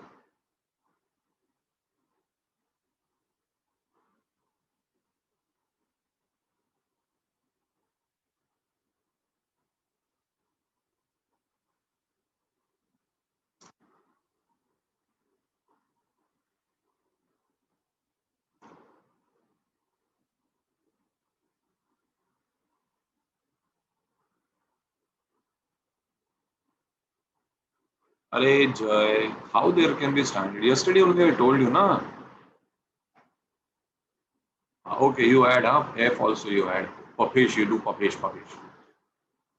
Arey Jay, in stock working capital, how can I give you a standard? You tell me. Yes, please do copy that income statement. This is for your reference only. Hello, it's not that I remember, I want to remember the things. People, you really feel that I'm going to give November 21 this time? No, no. I'm done with all this when you are not even manufactured.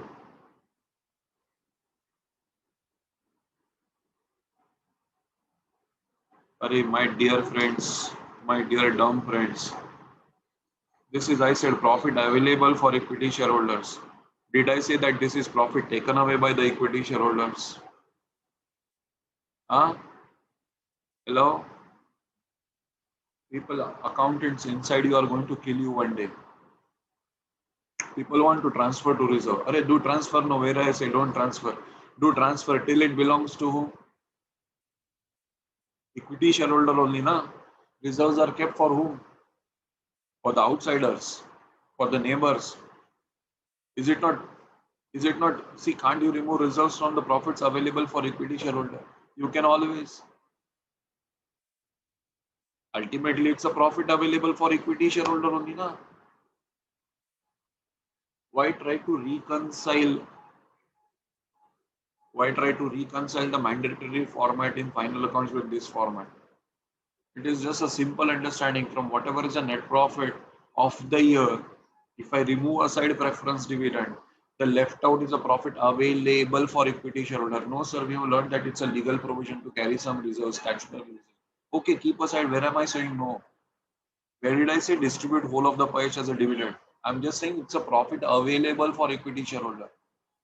As per the legal provision, you will keep aside some statutory reserve. Okay, keep what's the problem? Whatever you keep aside also belongs to whom? To the equity shareholder only, na? It ultimately belongs to whom? To the equity shareholder only.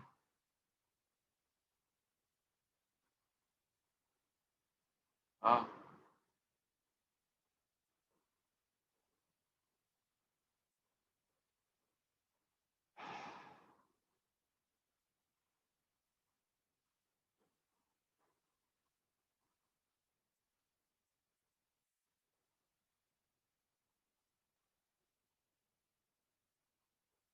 okay. Let's take a break. 3, 4 minutes. Nothing more than that. You know that.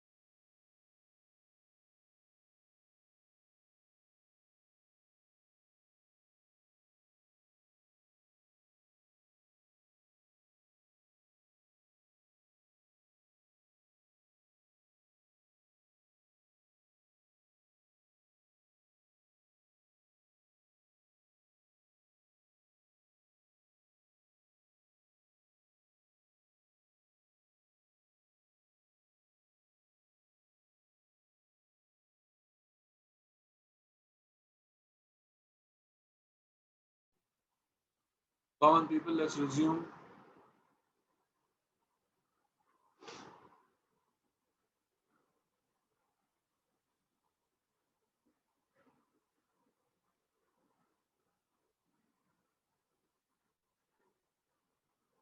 I suppose everybody is there out.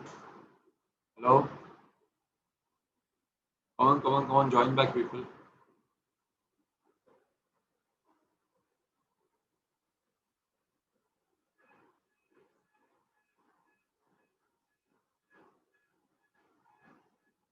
Okay, so what we did in mixed ratios, we did the first category. That is what profitability ratios, but in relation to what? Investment. Wow. Some people are so confused now. So can't we calculate first ratio with NPAT? Why you want to risk your life? When I'm telling you that EBIT is a profit which is available for the first profit which is available for capital employed. Capital employed also includes your debt. So what do you pay to debt? To the debt you pay interest.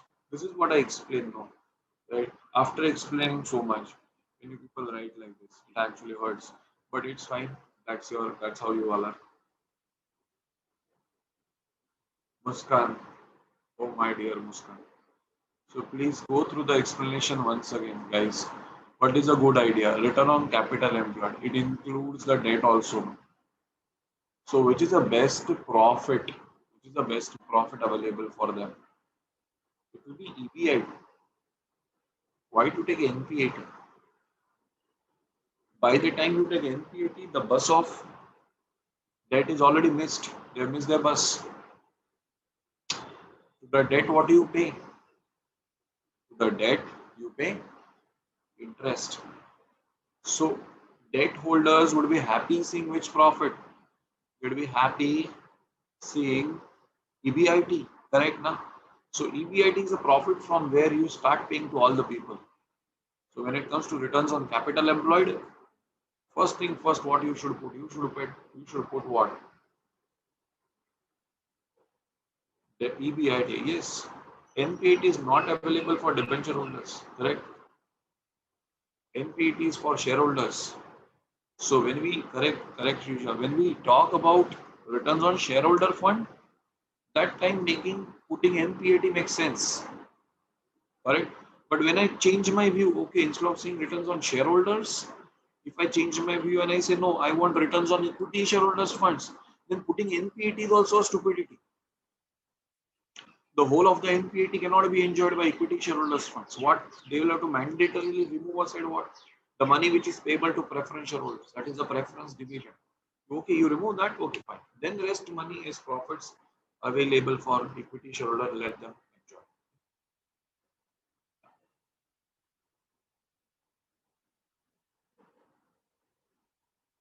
So please man, pay more attention when I'm discussing. Okay, so we plan to start with the next category now. Okay. Right now what we did, we have started talking about what? We started talking about mixed ratios.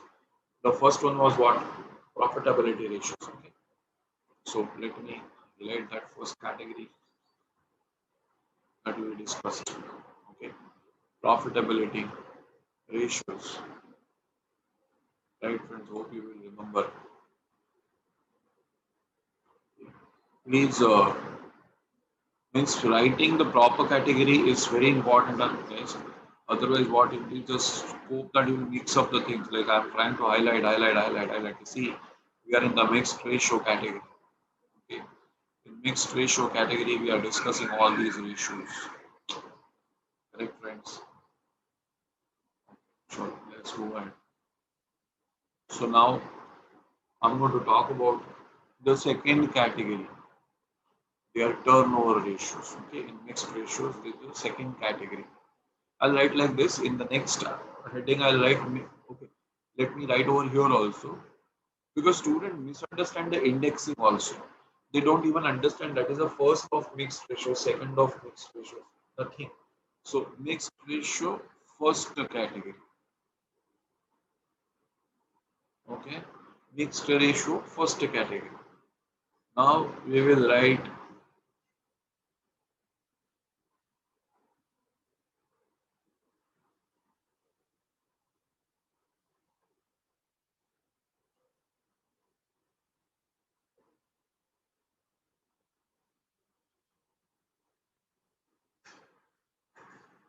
mixed ratio,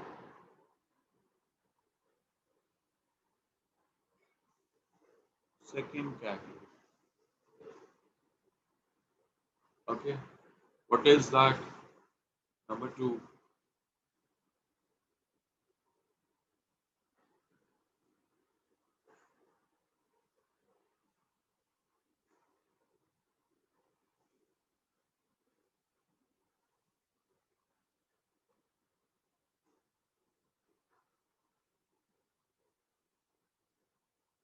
it is turnover ratios. What it is turnover ratios.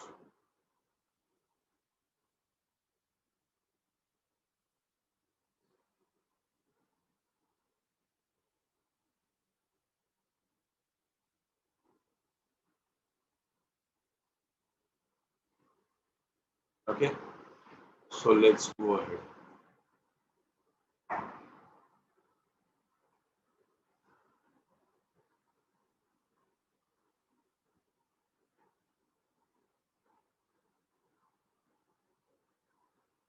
And the turnover ratio, no,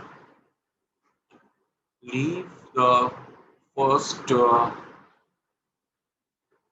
at least 10 lines blank.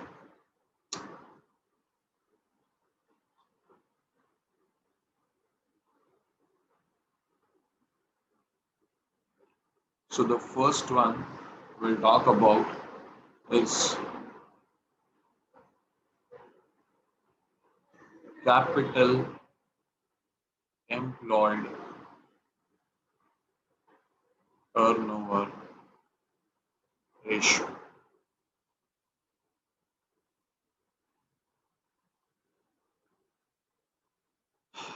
Okay.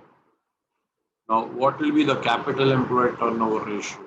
The formula is sales upon what? Capital employed dash times. So see friends, here we are going to talk about what is this? This is a efficiency. Okay, this is what efficiency ratio means what? What it shows? It shows how much or how many times. Okay, anyway you say how many times sales can be generated by using what? Capital employed. Okay. Let's elaborate this a little more by taking some simple example. Okay. Let's say there are two companies, A and B, and both have sales of 100. Both have what? Sales of 100. Now, and if I ask you, who's more efficient in usage of capital? And that's sir, it is very difficult to say because both of them have what? Sales of 100 only. So, sir, you tell us about the data of capital employed. Okay, fine.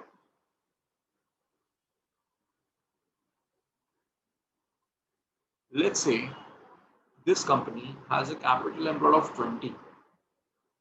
Okay. And let's say this company has a capital employed of 10. Oh, so that means what are you going to tell me now? Come on, guys. Tell me. Which one is better, the first one or the second one? The second one. Why? Using less capital and still generating more sales, now, right? So see, this is what is the significance of ratio. You convert it in what? You convert it in ratio, and the ratios speak better for you. ratio will speak better for you. So you do what? You just convert it into capital employed turnover ratio. Therefore, capital employed turnover ratio. It will be sales upon capital employed. So here you will get 5 times, and here you straight away get what? 10 times. Okay, what that means, B is able to, that is, B is able to generate sales equal to 10 times of capital, whereas A is able to generate sales equal to 5 times of capital. Therefore, B is more efficient. Tell me, people, did you understand this explanation?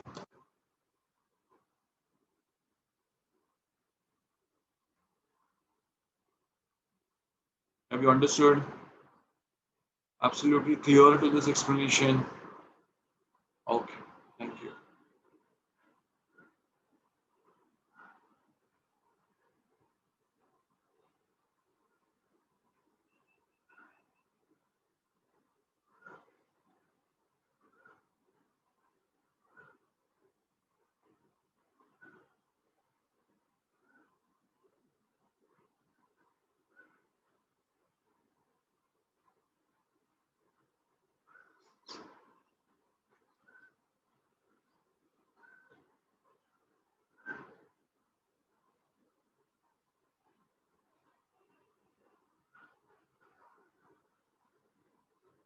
Done? Okay. So I'll go ahead with the next ratio.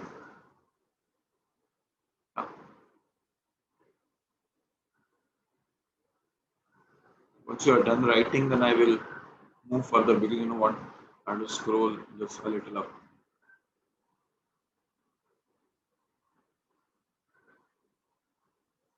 You left some space over here, right? As I told you. What are you going to write over here, sir? Letter to ICA.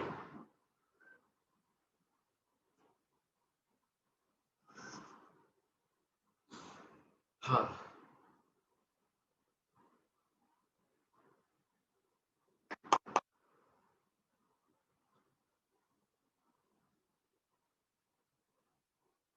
I'll scroll now. I assume that you all are done.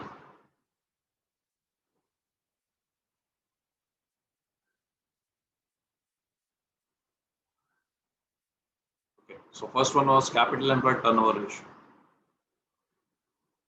Number 2,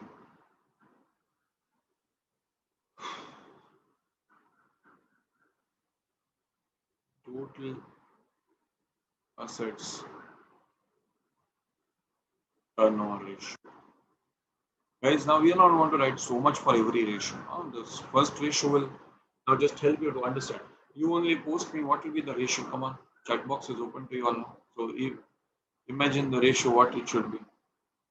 Total asset turnover ratio. Come on, be quick. Arey wow, Someshwar has already written. Only one student.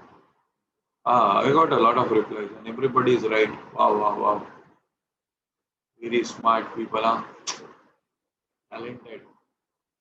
Oh, Zabardast.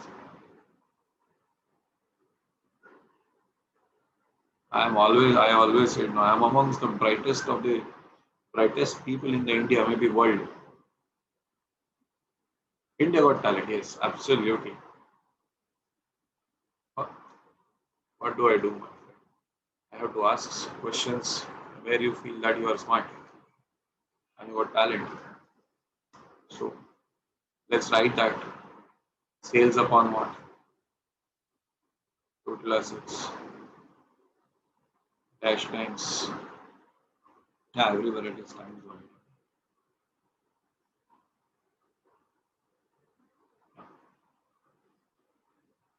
So we're not going to write so much elaborate for every ratio now. Okay, we know what is the meaning of this now. If you be like what would you say? What you would write over here? It shows how many times sales can be generated by using what?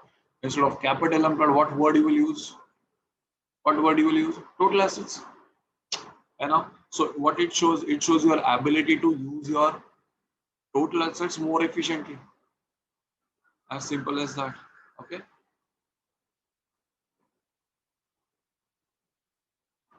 Just tell me what would be there in total assets.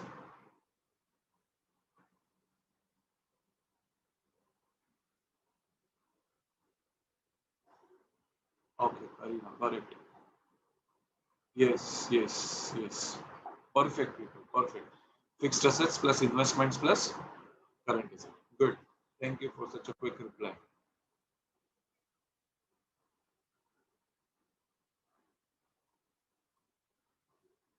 Okay. Third one. Fixed assets turnover ratio.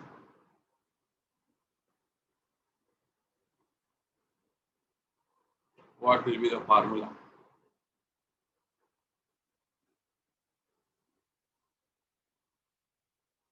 Wow. Super. See, guys, you people are making the formula. You understand the talent level within you. Perfect. Perfect. Everybody is writing correct. See, this is called perfection. Zabardast. Amazing. So many people are answering. And so nice of you. Everybody is. Oh, thank you, Srija, for flattering. Okay. Okay. Okay. So, yes, you are right. Absolutely right. Sales upon what? Fixed assets. Dash times. Obviously, what sir will it show? It will show the efficiency and utilization of sale, efficiency and utilization of what? Fixed assets. Okay. Guys, what do you say? Can fixed asset work on their own? Huh? No. Then what you need?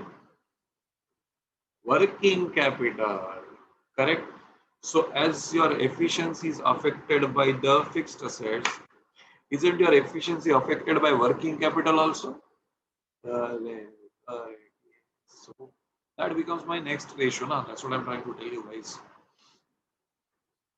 So it would be working capital turnover ratio. Yeah. Any guesses? Chat box is flooding. Oh my gosh.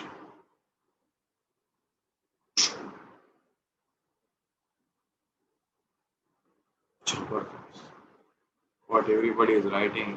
Sales by working capital, sales upon working capital, sales divided by working capital.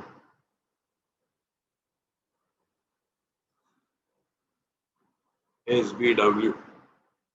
Srija is always having some different answers. Huh? Gauri Shankar specified me, sir. So sweet of you, Gauri Shankar. Thank you for telling me that working capital is CA minus CL. Ronak Jain is again has his own way of writing sales upon CA minus CL. He's smart guys. So let's say sales by working capital.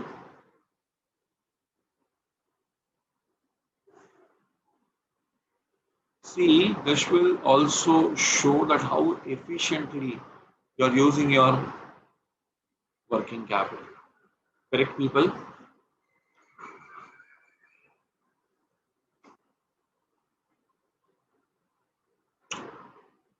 Why is it you are not writing comment in every ratio? we like to do some, we like to see some waste of time. We have already written at the top, no? In the first ratio, I've been elaborate, no? So whenever you feel like writing the comment, in the first ratio, what we said, capital employed turnover ratio. So you want to write something about working capital turnover ratio? Remove the word capital employed, put the word working capital. Same thing, guys. People doing C enter, you should be the smart breed, no?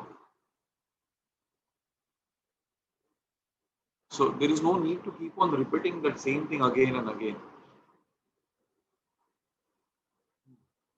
So now next, correct. Substitution in simple words, Sumeshwar.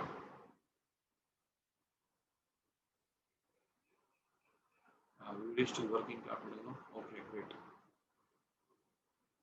Okay, bye. Hello, bye. Anyways, people just no standard ratios for all these guys. Please, no standard ratios. How can be there be a standard ratio for efficiency?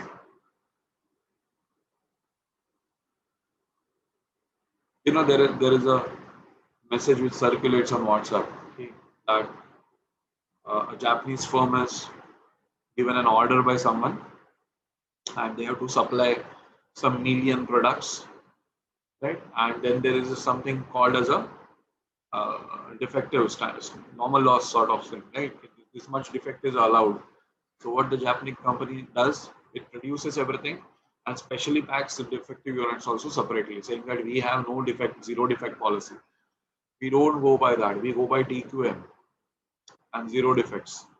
But still, if we, as per your requirement, what we are doing, we are packing defective units separately. Hope we accept that. So it's like that. Okay? Yeah, back to work. So we are done till here. Okay, fine. Working capital. So I was asking you one thing. Somebody asked something different and I lost what I was talking. I was asking you this. By any chance, have you guessed what to write over here? Because we always have curiosity, no? What to write, what to write, what to write. Keep thinking.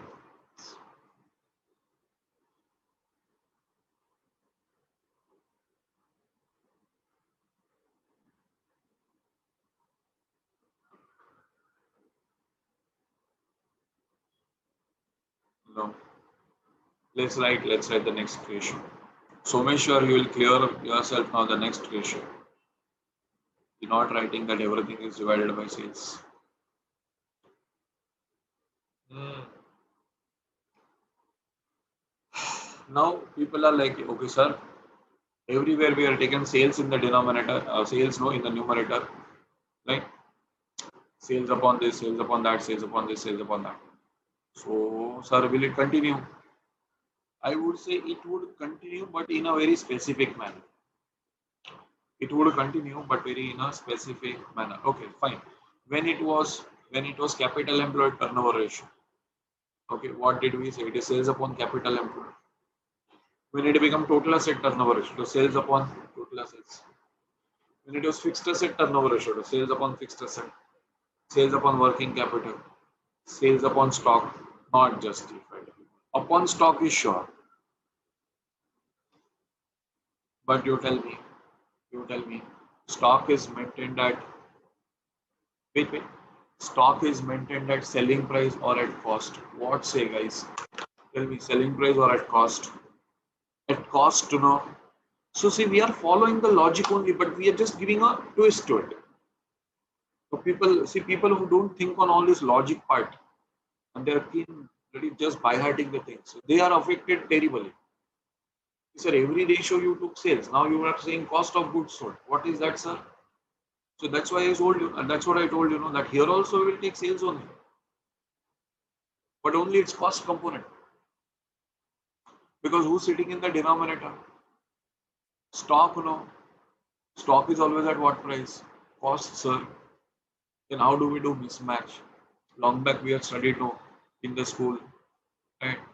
Chintu goes and purchases 1 liter of milk. His father also brings 500 ml milk. So how much total milk? So I can't add 1 liter directly with 500 ml. So what's the problem? Take a big vessel and pour it, no, it will get mixed. Not that. Mathematically, I'm asking. Either I have to convert 1 liter into 5 milliliters, or I have to convert 500 ml into the liters, that is half a liter. Then only it can be added now. So you cannot have maths with two different variables, right? So what I will have to do? I can't simply take sales over here. Okay, I will say, okay, fine, sales, but at its cost, right? So what is that?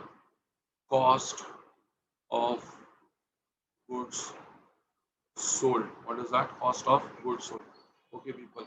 By any chance we know the formula? Yes, units must be comparable. Perfect. By any chance we know the formula of cost of goods sold?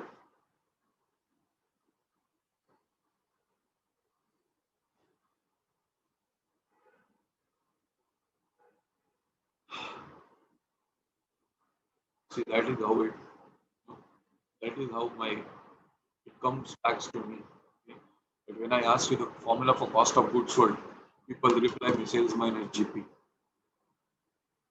And I even can't say no, you're wrong.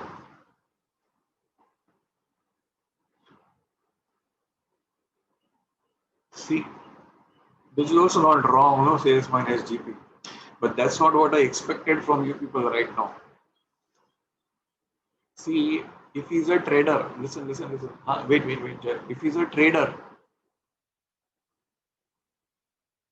oh yeah, fixed cost, variable cost. Acha, okay, that way.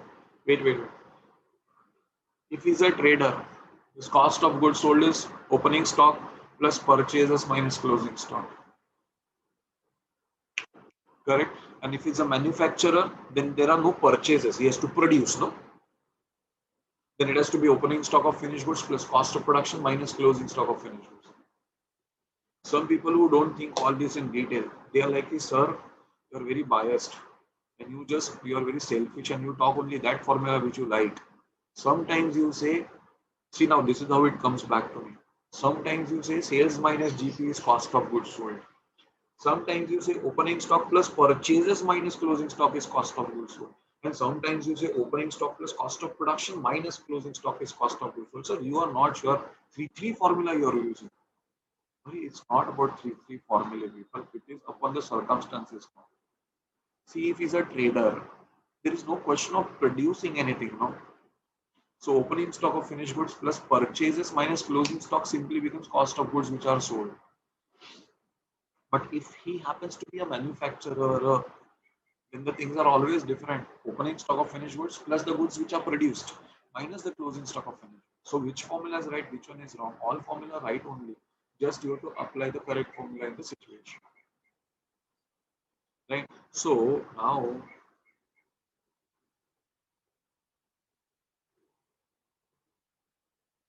see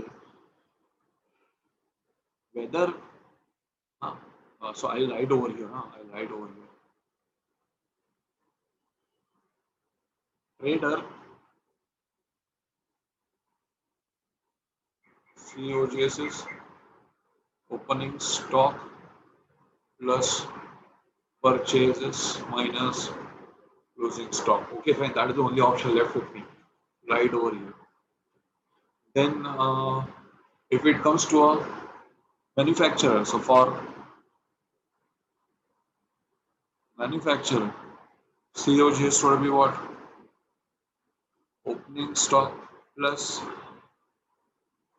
cost of production minus closing stock. Correct? But see, in any case, what you need to understand, guys. See, why am I writing this? In any case, whether he is a trader or he is a manufacturer, okay, whether he is a trader or he is a manufacturer, in any case, you know what, in any case it is including opening stock and also including what, closing stock. Getting my point? So what is the idea in your mind now? What should I do? Should I say cost of goods sold just upon stock, leaving myself in confusion what to use over here? Or shall I say average stock? Average. Right, people, you get my point. See, this is how I convince you the ratios. See, I'm taking some time to put these ratios in your mind. You understand? I would have just told you, okay, go. Ratios are there in the book. These are the ratios by heart and solve. You would have started some yesterday itself. You remember we had discussed stock working capital ratio in balance sheet, where I told you that working capital at the end of the balance sheet, that means only closing stock over there. This is a common confusion students have after learning this ratio. Sir, why you take closing stock there and why you take average stock here? And I think what I shared with you guys right now is enough of explanation to understand that this is not just going to be stock, but it is going to be what? It is going to be average stock. Correct, people? That COGS includes both values. So it is going to be what? It's going to be average stock. If it comes to stock working capital ratio, as we have seen in balance sheet, then only closing stock. Everybody justified with this? Huh? Okay, good. But sir, what this will show? Earlier it was like usage of like we did a for example we did sales upon fixed asset. So what we would say efficiency in utilization of fixed asset for generating sales. So will the same logic apply here also? Efficiency in utilization of average stock for generating COGs. That is a pathetic explanation. Then what does this ratio talks? It talks a little different. I know it definitely talks a little different. What this ratio talks, people,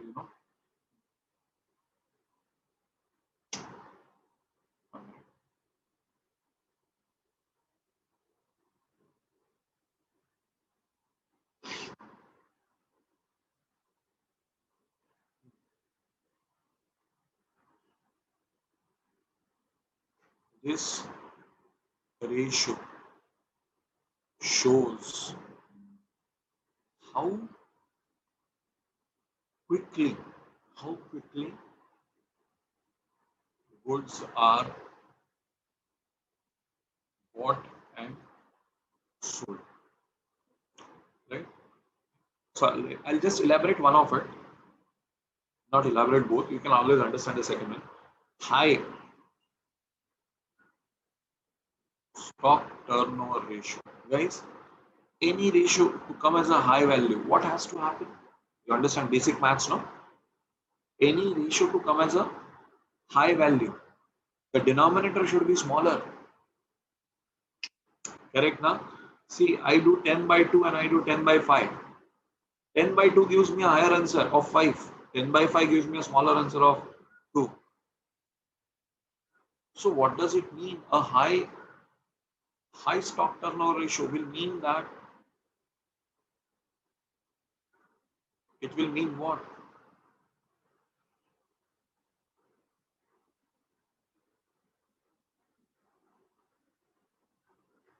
It will mean lower average stocks. That is quick buying and quick selling.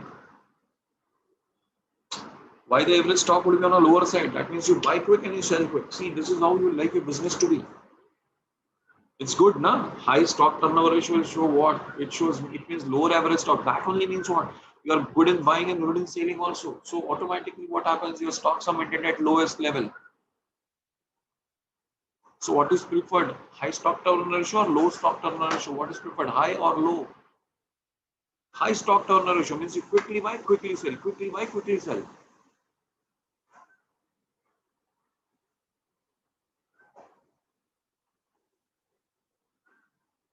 Yes, FMCG products is a good example. But see, listen, not all people selling FMCG are able to do that. Okay. See what happened now. We have see now certain shops we have certain impression about their prices and all. Okay, like uh, In my vicinity, a new shop, when this lockdown got little relaxed now, somewhere in August, September, or October maybe, a new shop of clothing opened in the building, ground plus one, commercial premises, ground plus one, full buildings, ground floor plus full buildings, first floor was occupied by the shop. Full glass fitted, and it's all about clothing, shoes, apparels, everything. 2 months to we didn't step on Levi's. It must be very costly. One fine day we just went to see and we realized that there what is the pricing? 199, 299, 399, 499. We came with the bags full of shopping. We had just gone to see what is the shop about. So for the first 2 months where then I told my friend, Are, it's all very cheap, it's only looking costly from outside. It's all very cheap. And products are good also.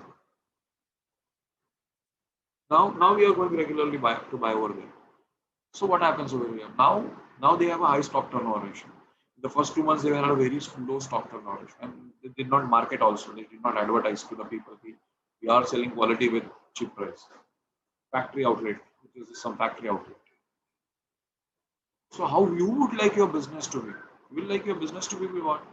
Low stock turnover or high stock turnover? High stock turnover. High stock turnover. You would tell your whole supplier, please come and supply me 4 times in a day. People are buying like crazy from my shop that you please come and supply not once in a day, but 4 times in a day. That's what is the situation you would love to be in, wherein what people are buying like crazy and that you have no time to eat food also. So what is preferred? Obviously, high stock turnover ratio is preferred. Yeah, I hope you understood till here now. Stock turnover ratio makes it very clear.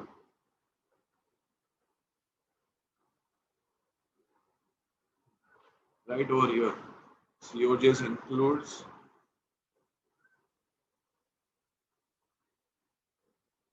both opening and closing stock. Therefore, take average stock. Yeah, full liquidity, no? No money getting blocked in stock if the stock turnover ratio is high. Yes.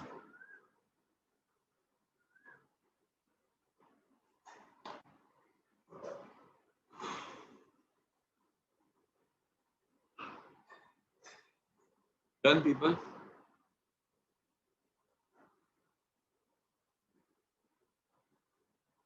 Okay, let's go to the next one. Sixth one. Debtors turnover ratio. So it is going to be what? Credit sales upon what? Average debtors. But we know sometimes that even the debtors are converted into bill receivable, right? So that's why what we do, we say, okay, fine, we will add average bill receivables also.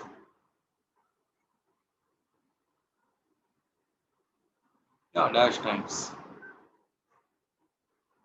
Guys, apply the stock turnover ratio logic. What would you love? Debtors turnover ratio. Debtors should be high value or low value. Every time you check your balance sheet, debtors are like inflating. Will you be able to run your business? No. So how would you like your business to be? Like debtors maintained at lowest possible value. Correct? So what does it mean? High debtor turnover ratio. Quick sell, quick recovery. Quick sell, quick recovery. So automatically debtors will remain at a lower value. So tell me what is preferred? Low debtor turnover or high debtor turnover? High debtor turnover is preferred. Everybody understand that? Yes? Okay.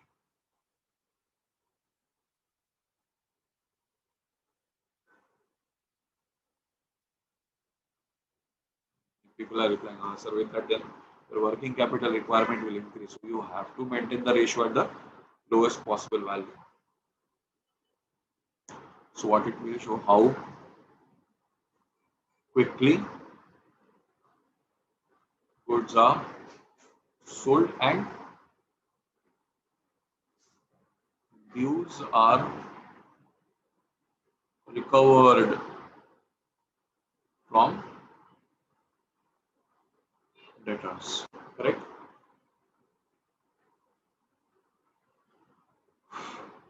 One explanation we give: high debtors turnover ratio means what? Quick sale and quick recovery. Quick sale and quick recovery. Therefore, lower average debtors. And then we know now debtors turnover ratio can also be converted into what? Average collection period, because we are done with the receivable management part of it. True. A debtors turnover ratio 4 times. Okay, let me ask you like that.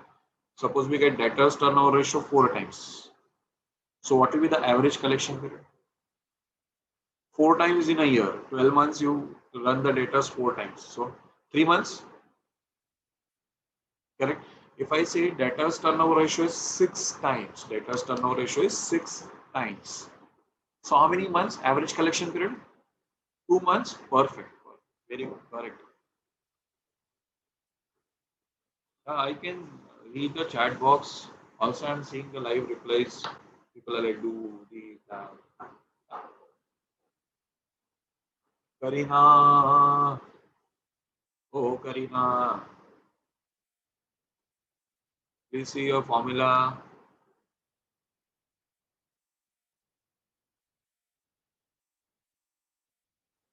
Where is Karina? Karina missing. Karina.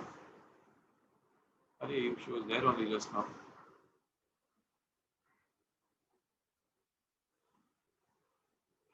Karina.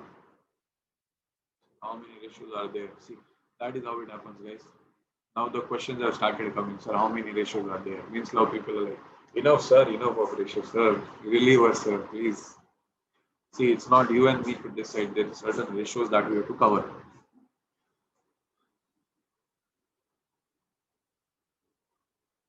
So, just for the reference, we can always write average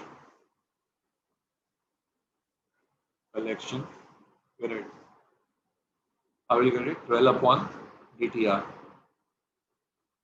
Is it okay if I write off by 52 by 365 also? You understand now?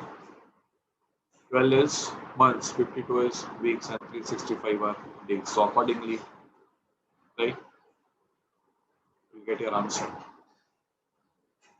Okay, so if we can write this, then we can always, why we should leave our creditors behind. Now, if we again write debtors turnover ratio, we should not leave the creditors.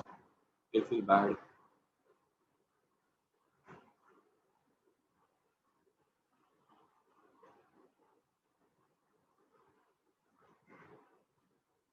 You know, the modification of this, right, it would be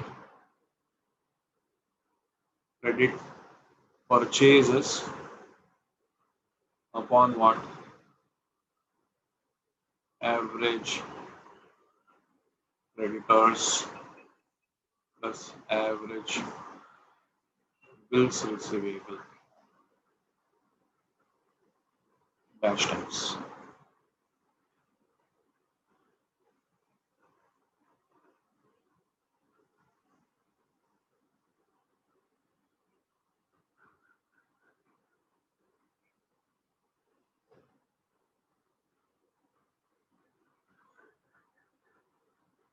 I did a mistake. So sorry. Wait. Let me change. Bills payable, people. Bills payable hours. Sorry.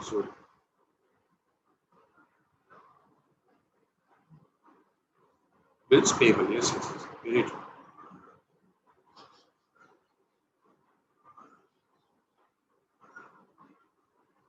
Bills payable. Bills payable. Yes, people. Thank you. Thank you for pointing out.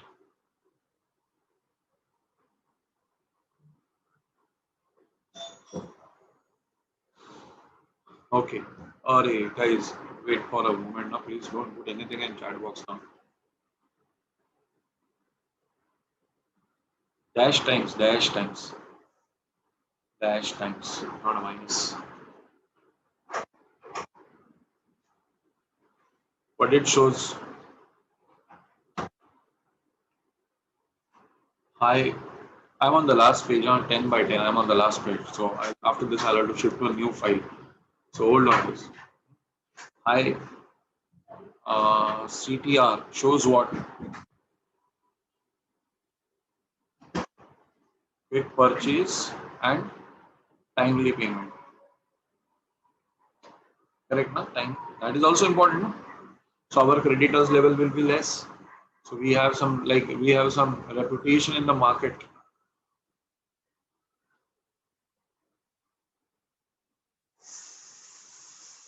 Okay.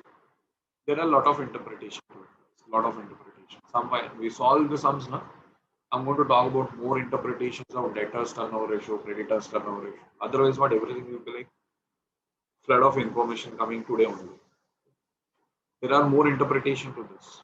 So that we will cover up in the when we solve the questions based on it. That time we'll have numbers also to discuss. So along with the numbers we'll discuss.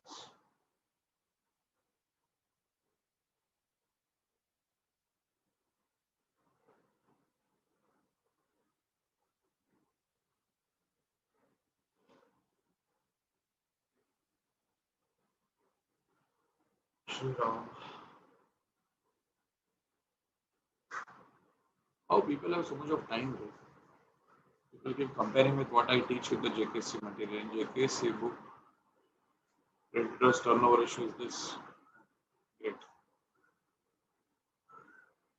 Let's go to JKC book, Baba. Let's leave aside everything.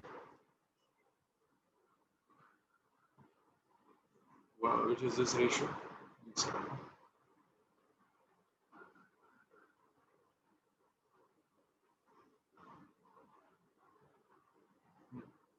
I wish people pay more attention, but that will be better. So you can read this, what is written over here. The average payment period. This is not a creditor's turnover ratio. Okay. This is an average payment period. Guys, if you just focus on one thing, you'll be more better. Okay. Rather than just doing policing all the time. What we have written is we have written creditors turnover ratio. As we have an average collection period over here, also we have an average payment period over here. So stop policing. Pay attention to what I'm teaching.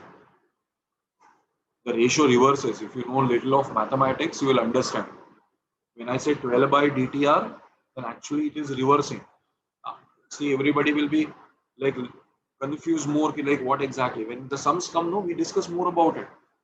You are comparing this ratio. Okay, learn this ratio. What is this? It's an average payment period. Now, can you remember two ratios? Where to write credit purchase in the numerator, where to write in the denominator? For the whole of the life, you will not understand. So that's why what we do, we don't write average payment period like initially I explained you like this. Just do reverse. Just you have applied your common sense. Hello, people. In average collection period, have you understood? When I ask you simple like this, debtors turnover ratio is 6 times. So you are able to reply, yeah, sir, then it will be collection period would be 2 months.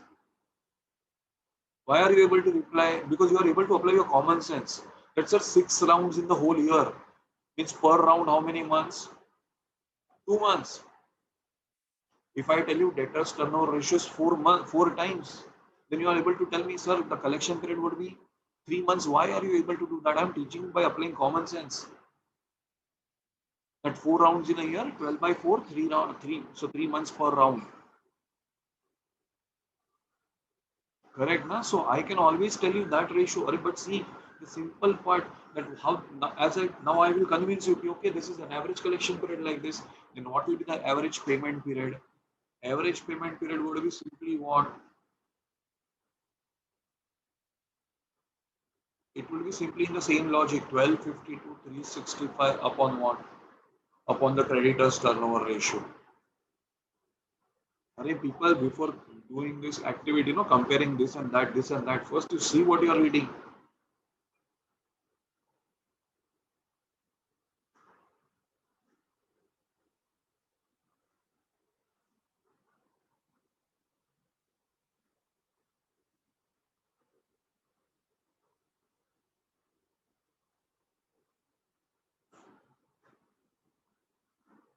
Then, so now, where are my pages? Yeah. What does this blank space for? This blank space is to remember all this formula. How, sir? How we will remember all this formula? Hold it.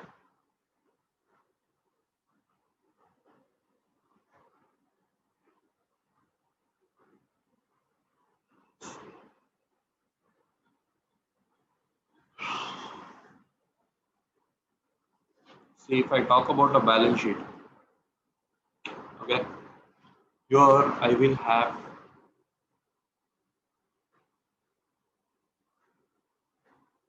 shareholders funds, correct? Here I will have debt. I'm writing only the relevant headings so that we can quickly remember. Here we will have current liabilities. Here we will have fixed assets, investments, current assets. Please don't ask me where has gone miscellaneous expenses. I have written shareholders funds over here. So miscellaneous expenses are subtracted over here. Okay. What is your first ratio? Return on capital employed, correct? So you just add these two.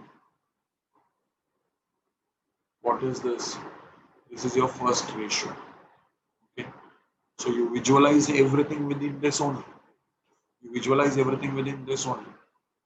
First one are sorry. The first ratio is capital employed turnover ratio. So this is your capital employed, correct? This plus this is what? Your capital employed. So this is your capital employed TRS turnover ratio. Okay. So see, find out everything within here only. First ratio which you did, capital employed turnover ratio, you compared sales with that of capital employed. Okay, visualize. Okay, capital employed was in this way. Okay. What was the second ratio? Second ratio is nothing but the total of all this fixed assets plus investments plus current assets. What is that, guys? This total is nothing but what? This is total assets, correct? So that means when I take a total of all this, okay, over here, what is this? This is my total assets turnover ratio, correct? So this is my first ratio, this is my second ratio. Then any time of the day, I can take this fixed assets only. So here what I will get? I will get fixed asset turnover ratio. Correct, people? Then if I look like this, then this amount with this amount.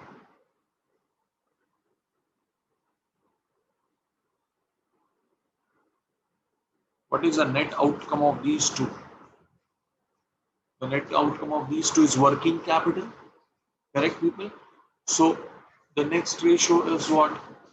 Next ratio is working capital turnover ratio. Right, friends? Okay. Then after doing with working capital turnover ratio, talk about the common component. Just talk about the common component. One of the common component over here and two of the common components over here. Okay.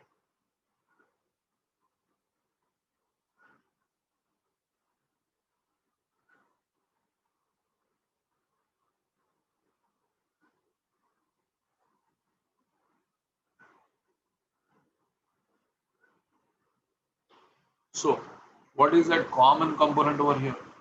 Over here it's stock. So you have STR, stock turnover ratio. Over here you have debtors. So you have DTR, debtors turnover ratio. Over here what you have? You have creditors. So you have CTR, creditors turnover ratio. Can't you remember like this? Can't you visualize like this at least? If you visualize like this, it's just not about remembering, guys. It's all about visualizing. You just visualize this way and you would be done through. Guys, understand? This is your first ratio. Capital employed turnover ratio. This is your second ratio. I'm sorry, over here. Yeah, over here. Second ratio. This is your first ratio, capital employed turnover ratio. This is the second ratio, total asset turnover ratio. This is your third ratio, fixed asset turnover ratio. Correct? This is your fourth ratio, working capital turnover ratio. This is your fifth ratio, stock turnover ratio. I just finished the page over there. So it's the fourth one. Stock turnover ratio is the fifth one. Debtors turnover ratio is the sixth one, and creditors turnover ratio is the seventh one.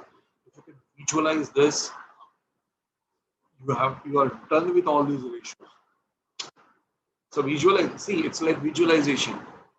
So if you can visualize this, you can just go through these all ratios without facing any difficulty.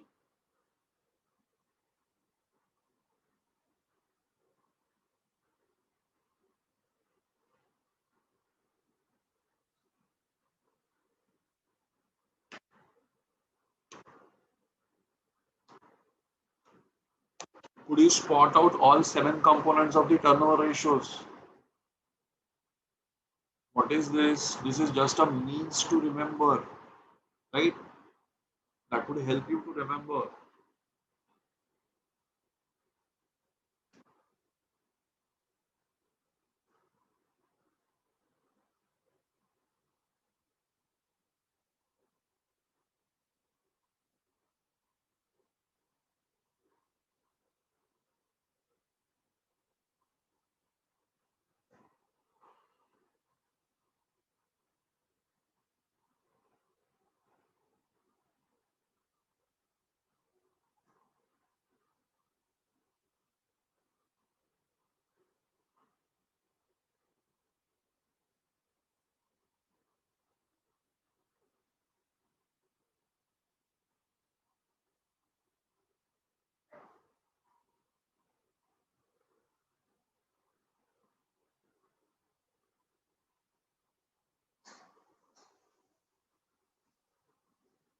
People done noting this?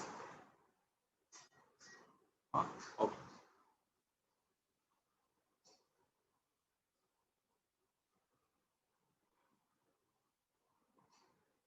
Page only is over. All pages are fully filled up. Okay. So now see, the basic question arises, sir, how many more ratios we have to learn? So now actually we are done with the major ratios, but still, we have some ratios which are like some extra ratios, so that are left. Okay, I'm not keen on starting them today. I understand a lot of theory has happened, but see, you must realize that I would have just told you, okay, read the ratios and let's start. So I have preferred to give you the explanation of each and every ratio. So it is taking some time. Else we could I will summarize. It's there in the textbook. Come, read and solve it. But then I've tried to give you all the logical explanations, so which is taking some time. So in the next lecture, what we will do, we'll complete the remaining ratios, but then quickly we will shift to the questions after that. Okay, because we have to keep a balance between them. Okay. Another thing, whenever we meet next, then this week my lecture is not scheduled now, whatever timetable you have received till now. Whenever we meet, till that time, go on revising all the ratios. Right? We meet after 2 3 days. People is like, "Who, what, sir? What current asset? What ratio, sir? What are you talking?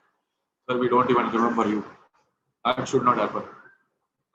So please remember the things. And like, people are more keen on now taking the screenshots.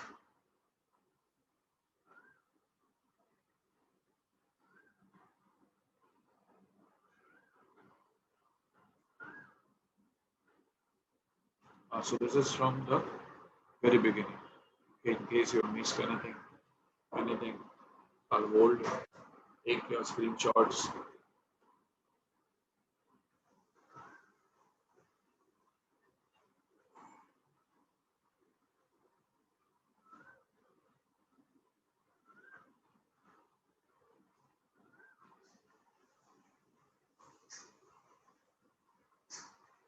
I wait for the substantial time. So like, in case you are taking screenshot very slow. Done. One, two, three. Are you done? Those who needed it. Okay, fine. Let's go to the next page.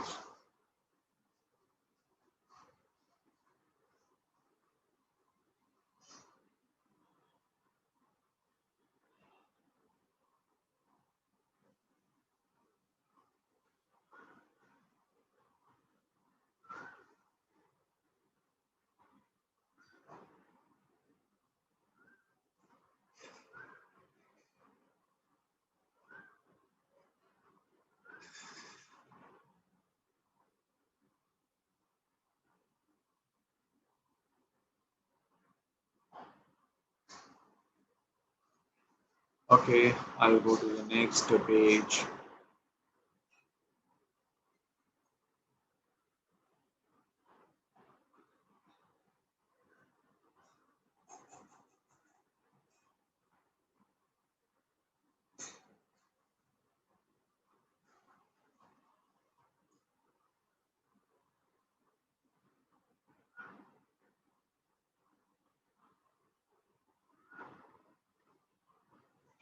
Okay, I scroll to the next page.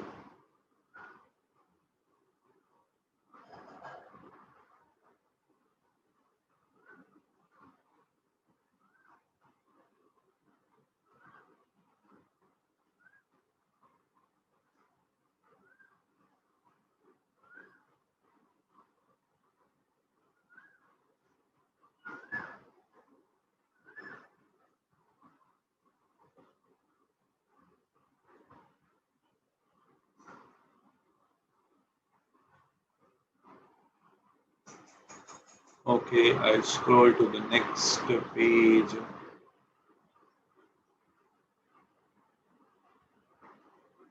That's the last one.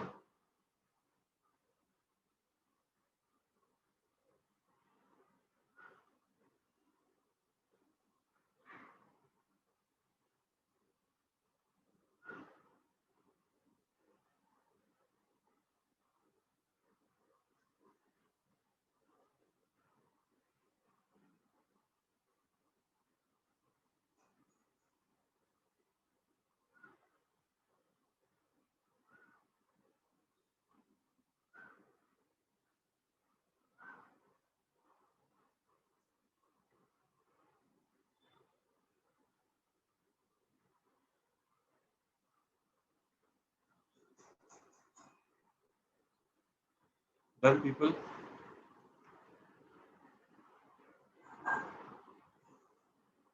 sir, in this, is this it or there are more ratios? There are more ratios.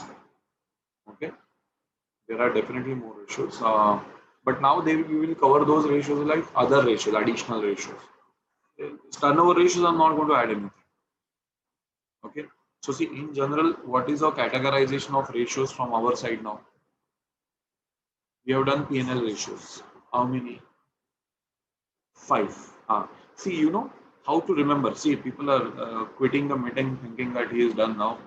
But listen, that whatever remaining patter I'm doing, that is also important for the next days when you have to remember the ratios. So first, what you do? First, you ask a question. Like go on asking questions stepwise. Okay, then how many categories we have? We have three categories. Very good. I know something. What are those three categories? Balance sheet, P&L, balance sheet, mixed ratios. Okay. Then like, okay, first we learned P&L ratios, fine. So first you ask yourself, how many ratios are there in P&L? Five. That, that streamlines your thought process. Then don't try to remember the ratio with the names. Just remember their names. Okay, the five ratios are there. First, I should know their names. So that is GP ratio, P&L, NP, gross profit ratio, net profit ratio, operating profit ratio, operating ratio, and expense ratio. Got it? Okay, then shift to the second category. Okay, what is that? Balance sheet ratios. Now, just tell me the number of balance sheet ratios that you have learned. You learned seven ratios. Correct, people? Go like this. Okay, what was that? Current ratio, quick ratio, super quick ratio, stock working capital ratio, debt equity ratio, capital gearing ratio, proprietary ratio. See, this is how you have to learn. First, you by heart the names. Guys, trust me, if you by heart the names, no, there are hardly any ratios which cannot develop by logic. Students, you know what happens is students are not knowing the names only. Students are like that. What name will be given in question? We will just, it's, as I always tell that when I'm reading, when I always tell you that read the question carefully. Question is always there. Give us a solution. Are you stupid? First you focus on question, solution automatically comes out. So when I talk about ratio, people have to jump on the ratios answer. And I am like, sir, returns on capital employed. Tell us the formula, sir. A formula is EBIT upon capital employed. No big deal. But the logic, returns on capital employed, falls where? It falls under mixed ratios. That's what first you should put over here. Returns on capital employed, where do we encounter it? We encounter it in the mixed ratio. Sir, in mixed ratio, which category? Profitability ratio in relation to investment. In that, the first ratio is what? Returns on capital employed. The moment I say returns on capital employed, you should see a man on a horse. It is returns on capital employed. See, this is how you remember the ratios. People are, focus. See, like when on my camera, I focus on a particular thing.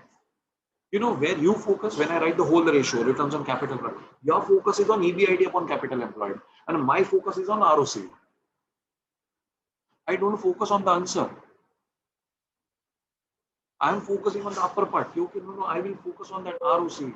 I will put in my mind that ROC, returns on capital employed, returns on capital employed, returns on the top, capital employed at the bottom. Then what are the suitable returns for the capital employed? EBIT. Okay, my formula is done. If you get this logic, if you develop this logic, this topic is not difficult. You all understand this topic is all about biting the ratios. After you get the logic. So after you get the logic, biting the ratios is important. Then why are you running for that answer all the time? Why don't you reverse analyze like this? The returns on capital employed comes under what? Mixed ratios. Comes under what? It comes for profitability ratio in relationship to investment. You know what? How do I revise with people? I don't ask for the formula. I don't ask the answer. I ask this. Where we had learned this ratio. After all the ratios are done, I suddenly ask, what is proprietary ratio? Where it had come, then you should be able to tell me, sir, under the balance sheet ratio, it was the 7th ratio that we learned, proprietary ratio. And I can lose anything if you don't remember it after that. See, it's like this. This is the way you should learn the ratio by the classification.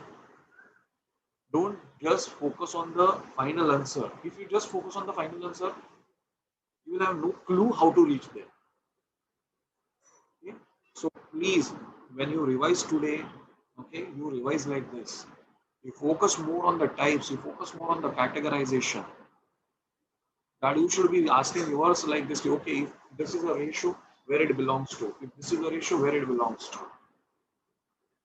Okay, so please do that. So see you in the next lecture.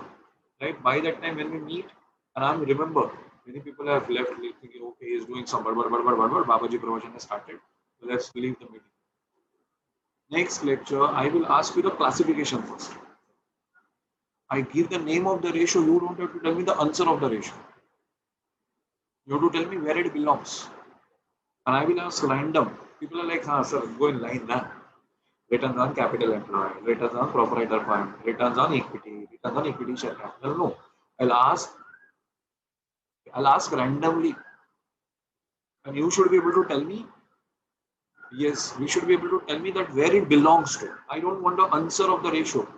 Answer of the ratio will fall in, guys. Answer of the ratio will fall in place by if you know the perfect classification. See, if you know the address, you reach the home. It's like that. Okay. So, fine. Let's stop for the day. Please remember the ratios well. Take care of yourselves. Okay. Are Bapre. If we don't revise next class, then hit part 2. Then hit part 2. Chalo, bye bye. Chaitra, you want to talk to me? Yeah, tell me what you want to ask. Good morning, sir. Good morning. Sir, once can you show me viewpoint, sir? I'll write that viewpoint in P&L ratios.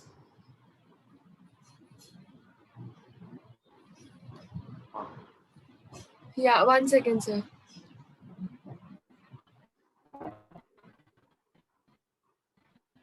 Done, sir. Okay.